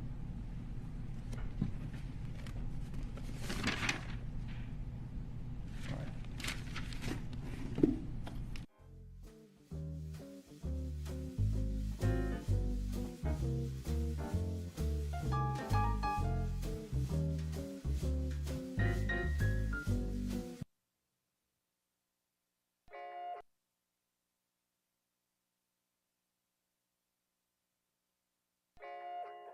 Let me ask you something. Do they know us? When I say they, I mean the talking heads on cable news. Do they know you? I mean, they talk about the world as if it's a sport.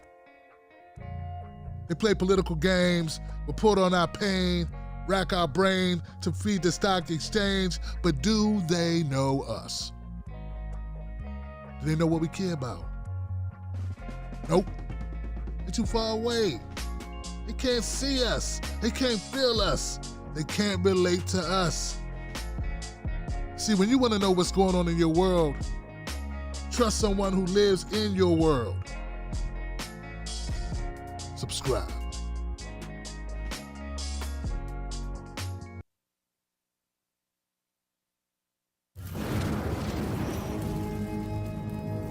Don't fall for the banana in the tailpipe. Don't be fooled by corporate media talking heads misleading the people. Get your news and information from an entity that keeps it real. Tim Black. Tim Black is the host of The Tim Black Show.